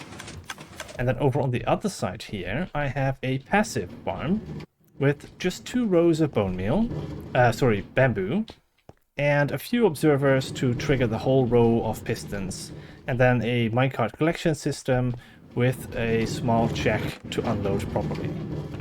And of course it gathers it very slowly, but this should be relatively AFK. I should also maybe close or open this based on having the farm turn on or off. I should maybe add that. And then of course here I need to do the hallway for the shop. But I figured I'd first get in these few farms so that I have something to work on. Alright, and there we go. It's completed. I am quite happy actually with the interior, and I kept most of the design as I did with the dirt. And I just moved the glowberries around, I think. I've got all of the plants here. I moved the pickles. Oh, I forgot what they were called for a moment. I moved them to over here, because over here I added the tree. Initially I wanted it in the center, but I wanted the center to be a little bit more open. So I moved the tree to the side here. So here we can farm our cocoa beans if we ever need those. I added a little bit of a detail to the door, and I got rid of the bar as I wasn't really liking it. It was too small, and now from the outside we can also just look in and see through the windows a little bit, which I think is nice. Then if we go through the center, of course we're walking over this sort of improvised carpet where I'm using the glazed terracotta. And we're walking up to the counter. I added a little bit of storage behind the counter, and then of course behind here there is a little office. I went a little bit light on the detail, just a little bit of storage space, a light, some carpet, and that's all. And then here is the output of the automatic bamboo farm. And over here, this is the sort of active one. The idea is that eventually I will be moving over the bone meal from the other side, which is something I will work on next. And you turn on the lever here, and this will start pumping out the bone meal from the dispensers. And then as the bamboo grows over the observer over there, the piston will push and drop all of the bamboo into the little chute down there on top of the mud, and it will get picked up and put in the chest. So that's pretty nice and easy. We won't have to do a whole lot, especially if we have the bone meal farm running over at this side, which is currently running as well. And it's just gonna output a little bit of bone meal. I have some bones and bone blocks still left over from my mass production. I used a bunch to get some quick bamboo because we used so much for the interior. Next up, what I want to do is I want to build a small interior for this farm so that we have a nicer access point than whatever this is, right? We don't want this shop to be like this. And I want to make a cool connection chute all the way to the other side. And I thought of a pretty cool idea. I'm gonna dig a small hole here in the floor. I'm not exactly sure, maybe over here somewhere. And I'm gonna use some of these trapdoors. I don't think I have any yet, but I'll show it later, of course. I'll use some trapdoors. And when you're walking over here, you can actually look down and you see a water stream, and you can just see the items from the bone meal to the basically the propagule farm, the mangrove farm, and now the bamboo farm. Another thing I wanted to mention is that I came up with a few names for the shops. The bamboo shop I already mentioned, which is the bamboosh, but for the bone meal shop, I wanted to name this Bo Neils, which I think is pretty fun. So let's go ahead and work on the interior here. But first, I want to add another extension to the mine. And this time I am thinking of doing an underwater / flooded section, and this right here is going to be the direction that we're going. We made this intersection last time, or well, at least a few episodes back. Last time, of course, we did some blacksmith and a little bit of storage out front. But this time I think we're going to go ahead and start digging this way. And let's go ahead and make a flooded section. And as we're building this episode's mineshaft extension, I want to thank you for your support. If you liked the video, please let me know in the comments below. And don't forget to like and subscribe because it helps the algorithm.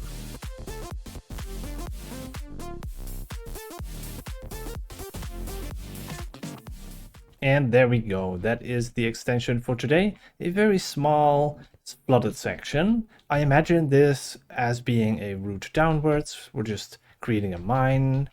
And then all of a sudden we hit this section over here and it starts flooding. And then some of the rail gets degraded. Some of the lamps fall down because, you know, this is long abandoned basically. And then, you know, that's sort of the state that it's left in. One of the lamps is still on. I could remove that one, I suppose, and place some lichen in here to make this tunnel darker. That might be one thing that I still do. And yeah, so that's gonna be it for this. Now let's get back to the bamboo farm and the bone meal that we want to transfer over there, and doing the decoration for the bone meal interior. All right, now I know this isn't much of an interior, but at least we got a little bit of the redstone done.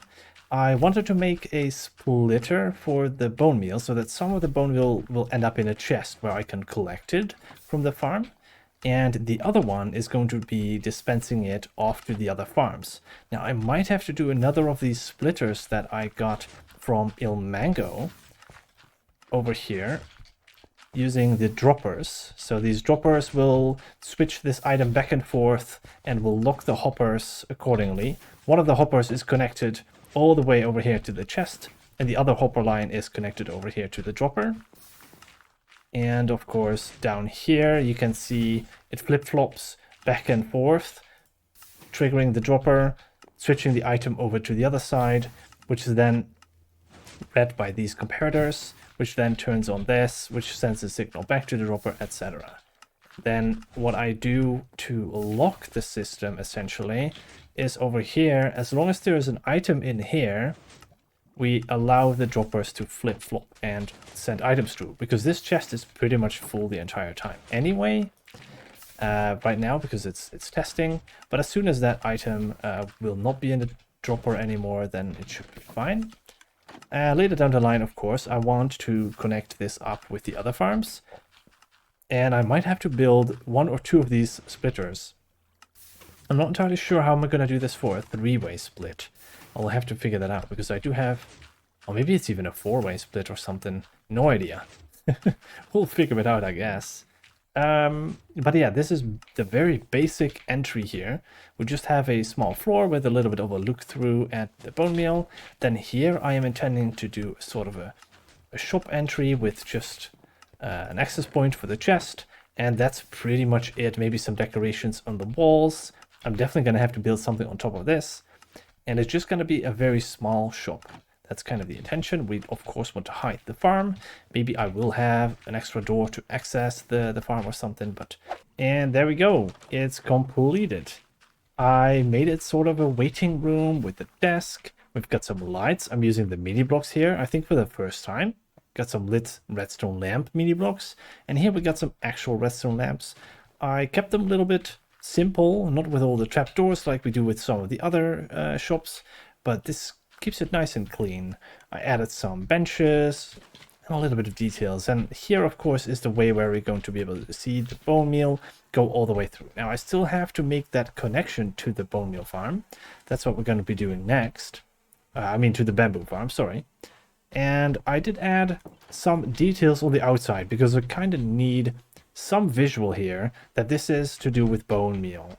Right, so I added some bones here because I think they look a little bit cooler than just the bone meal texture. And I added the name, which is the Bone Meals. Over here, I also added a sign for the bamboo shop in this case. And I have gone with the color red. Not sure if I like the color red. Maybe alternate brown or something like that. But for now, this works. Next up, I am going to add a chute that goes from here somewhere. I already started a layer down right there. And I'm going to continue that. And probably either this row or this row, I'll get another gap. Probably dig this out already. And then over here, there will be water. And then we'll see it flow as we're above here. So that will be very fun. So that's up next. Let's go ahead and skip past when I've connected everything together, because this redstone is going to be a little bit annoying. I'm going to have to do some sorting to evenly divide it between the 3 farms. Yeah, you don't really want to be sitting there and waiting, so let's just skip ahead when it's done. Something that I noticed while I was making the tunnels to connect the bone meal to the bone meal farms, or well, in this case, the mangrove farm, is that I didn't really leave myself an access point from the mangrove building. So I think I have to make a connection to this building here somehow. Alright, and we're back. I completed the transfer from the bone meal shop with the bone meal here all the way underground. We can have a little view of the bone meal going through here all the way underneath the bone meal shop. Now the rest of the transfer or the route is kind of invisible, but you can see it here. It'll arrive at this side. I have a little bit of a dropper elevator that goes all the way up. And then at the top here, it'll transfer in another water column all the way over here. And this is to go around to a new splitter. This is another splitter. The same that I have at the dispensers or the bone meal shop actually. And you can see that one of these lines is going down. A lot of hoppers here, unfortunately, but here this one goes to the mangrove shop. And I only connected it up to the propagules, or actually the mangrove farm itself, not to the propagules, because these have, like, I can show it real quick. You can see it. They have these observers right next to it, so it's kind of difficult to feed in automatically. This one is so compact, so I am just going to go ahead and feed this one manually if I ever need it, because I don't really need to have that many propagules anyway. And I suppose when bone meal arrives here, I could just grab it from one of these and just put it over there. Now, I'm not equally splitting these, so this will probably have to be split manually when I ever do this. And then over here on the other side, this section goes down here to a 3-way splitter. Now this is something that took a bit of finicking and playing around with to try and get this to work properly in the space that I had. Now I do have a lot of space backwards here, and you'll notice that it is actually pistons that are turned on here by a row of dispensers and hoppers combined. Droppers, sorry. And the droppers that has the icon in it, or the item in it, will turn off one of these pistons, letting the water flow through, and one of the items along with it that is getting dispensed here. So that will equally split this over here, and this is where the bamboo shop is. We have like this automatic section that we can turn on. So if I turn this on, this will start pumping out bamboo really, really quickly, and we can just see it enter this chest. I think it should. Yeah, there we go. Some of it is already dropping. So this one can just be left on for quite a while, but I'm not going to do that because currently I don't really need any more bamboo. So this is really exciting. I have, of course, made myself a temporary maintenance door, but I don't think I'll need that anymore. So we can go ahead and close that. Actually, let's make it equal to the rest of the wall, otherwise this will look very ugly. Now onto the last project, because part of this, of course, is that we want to use the bamboo as a fuel source. So, of course, on this end, we have the automatic... Oh my goodness, this filled up in the meantime. That is a lot of bamboo. Well, it's a good thing because we're going to need this for fuel. And we're going to be doing that in a building just a little bit further. As I already mentioned, I want to use this minecart track up here. And that's where we're going to fuel, sort of put the bamboo in a cart all the way through here and drop it over here in this building. I want to build a furnace array here. I already written it down. And I think we're just going to do it on the left side and maybe on the right side. Have like a row of furnaces. Drop the bamboo in as a fuel. And maybe have a drop-off point for the items. Maybe on this side or maybe on this side, where they will be automatically picked up and turned around with a minecart or something like that. So yeah, let's go ahead and add this. I think I'll first add the furnace array, and then I'll add the minecart connection, and probably like the input and output, I suppose, for the smeltery. And that is going to be the very last section for today's episode. And yeah, let's go ahead and finish it really quickly. All right, here we go. The final piece of this system is finally in. I added a small building here in this beautiful building. And these furnaces are, of course, all going to be our big smeltery or furnace array. And as you can see, the minecart comes by. There we go. As it's filling these furnaces with bamboo. Over here we have output chest. Now there is a bit of garbage in here because that fell through. But let's go ahead and put some of this copper ore that I have here. Let's put that in the chest. And that should then be dispensed. And hopefully we'll see another cart going around there as well. There we go. There was another one. And now there should be copper going into these. Hopefully. Alright, let's check. I wanted to show you guys the way that this works anyway. So now that we have the chest, this is the input chest. That should be connected to, there we go, to this minecart. Well, the copper is out of there at least, so it should have made its way into the hoppers. But I have done it in the incorrect way, haven't I? I see what I have done. Silly me. I have... Oh, no. I'm gonna have to switch these around. That's at least not that big of a deal. The only problem is that I've linked this one up here with the whole system. I'll go ahead and explain that, and I'll fix the other problem in just a little bit. So what I've got going on here is pretty cool, actually. And we have a bamboo chest here. It's empty. And I don't know why it's empty. That does not... Oh, I have to fix that, I guess. Yeah, that's the only problem that I'm still having, is that when this one is empty, then it gets stuck here. And that is something I'm going to have to fix. So what I'm doing here is I'm essentially checking, is this hopper full of bamboo? If yes, then I will flick this piston over here and turn this line on, which will unlock the hopper and let the items go through. However, maybe what I should do instead is not do that at all. I'm not sure. Maybe I have to unlock it immediately as soon as there is an item to be detected in there or something.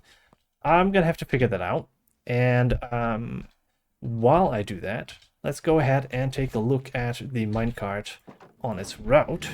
As you can see outside here, it's gonna travel all the way over there. And then down here, it's going to arrive at a similar station where it's going to take the bamboo, and then it's going to wait until it's completely full, and then it's going to send it. So I don't understand how it got sent while not being completely full. That is something that I'm going to have to solve, I think, because that shouldn't be the case. It should always send a full chest with bamboo. The only thing that I can think of maybe is that this got sent by me by accident. Alright, I made a fix as we see this cart leave off again. I think what I was missing here is sort of overflow protection. Because as this one fills up, the bottom one fills up, and maybe the furnaces down there all fill up, this one starts to overflow and overflow. And at that point, it won't ever trigger the empty anymore, which sort of opens this gate and unlocks the hopper and stuff like that. So what I have done, as you can see here, as this one arrives and starts to fill up the remaining stuff, as soon as it fills up, this one triggers again and is like, hey, you know what? That minecart can go because this one's full. And that also unlocks the hopper, allowing more stuff to flow down. So I think this works pretty nicely now. So in case this one ever runs completely out, it will also enable this one and lock the hopper again and stuff like that. Other than that, oh, whoops, I just blocked that one. I changed up these two. I'm gonna have to give this one a little bit of momentum though. Let's see if that accidentally fixed it. I swapped them around and it took a little bit of, I don't know why is there a floating gate here, that's not needed. So this one is now going over the bottom row and the other one is now going over the top row. So now if we put in the raw copper, that should now be put in the furnaces. So let's go ahead and see if that actually works. Oh, there we go. There we go. That is pretty satisfying. it works. It finally works. Ah, I'm so happy with this. This whole system is very satisfying. And now I'm actually going to go ahead and wait until we have a minecart that is crossing over us. And I want to see it from down here. Oh, there it goes. I like how it's just barely making it over, though. I am a little bit worried that maybe at some point it'll stop. Because for some reason, every time it makes it over, it has less momentum or something. I'm not entirely sure. There we go. It goes back. I do love it. I want to have more of that stuff. Like, we have this water flow. We have that. I also want to have, like, maybe over here or something. Or later down the line. Something where items are being shot out of the window into the building next to it. That could be fun. And yeah, just add more units or more uses to buildings. Like this one, for example. I have added storage building. That could be fun. Because this one is squeezed in between a few farms. And of course the furnace array. Yeah, this is great. I love filling up the area with the building interiors. And it's really starting to come together. Giving me a lot of reason to visit. Now, I haven't given the furnace array / smeltery a name. If any of you have a good idea for a name, please do let me know in the comments. And for the next video, I want to focus more on the area back here. I want to start focusing on the entrance to the mine because I have been annoyed at the fact that I have to walk up the stairs all the way. And the deep slate with the stairs down there is just not looking great. It, of course, has the mine and the geode down here. I want to completely revamp those and make them look great as part of this mine. And, of course, down there we have the deep dark. That is also pretty scary, but I want to build a structure in here somewhere to which we can go down and just start working on this entrance, because I think this is the only thing that I want to connect. I want to connect this to the roads upstairs and connect them all together and make the world come alive a little bit more, as this area has definitely inspired me to keep going. Something else I want to do is a little bit more active. I want to start digging into some of the upgrades, because this is of course nice and blue, but you know, we're how many days? 1182 days ahead in this world, and I think it's about time we start go for netherite. It's gonna be a little bit of a challenge because we're supposed not to die, or try not to die. So yeah, that's gonna be pretty exciting for next episode. Alright, that is it for this episode. If you like this episode, please like and subscribe, and I hope to see you in the next one.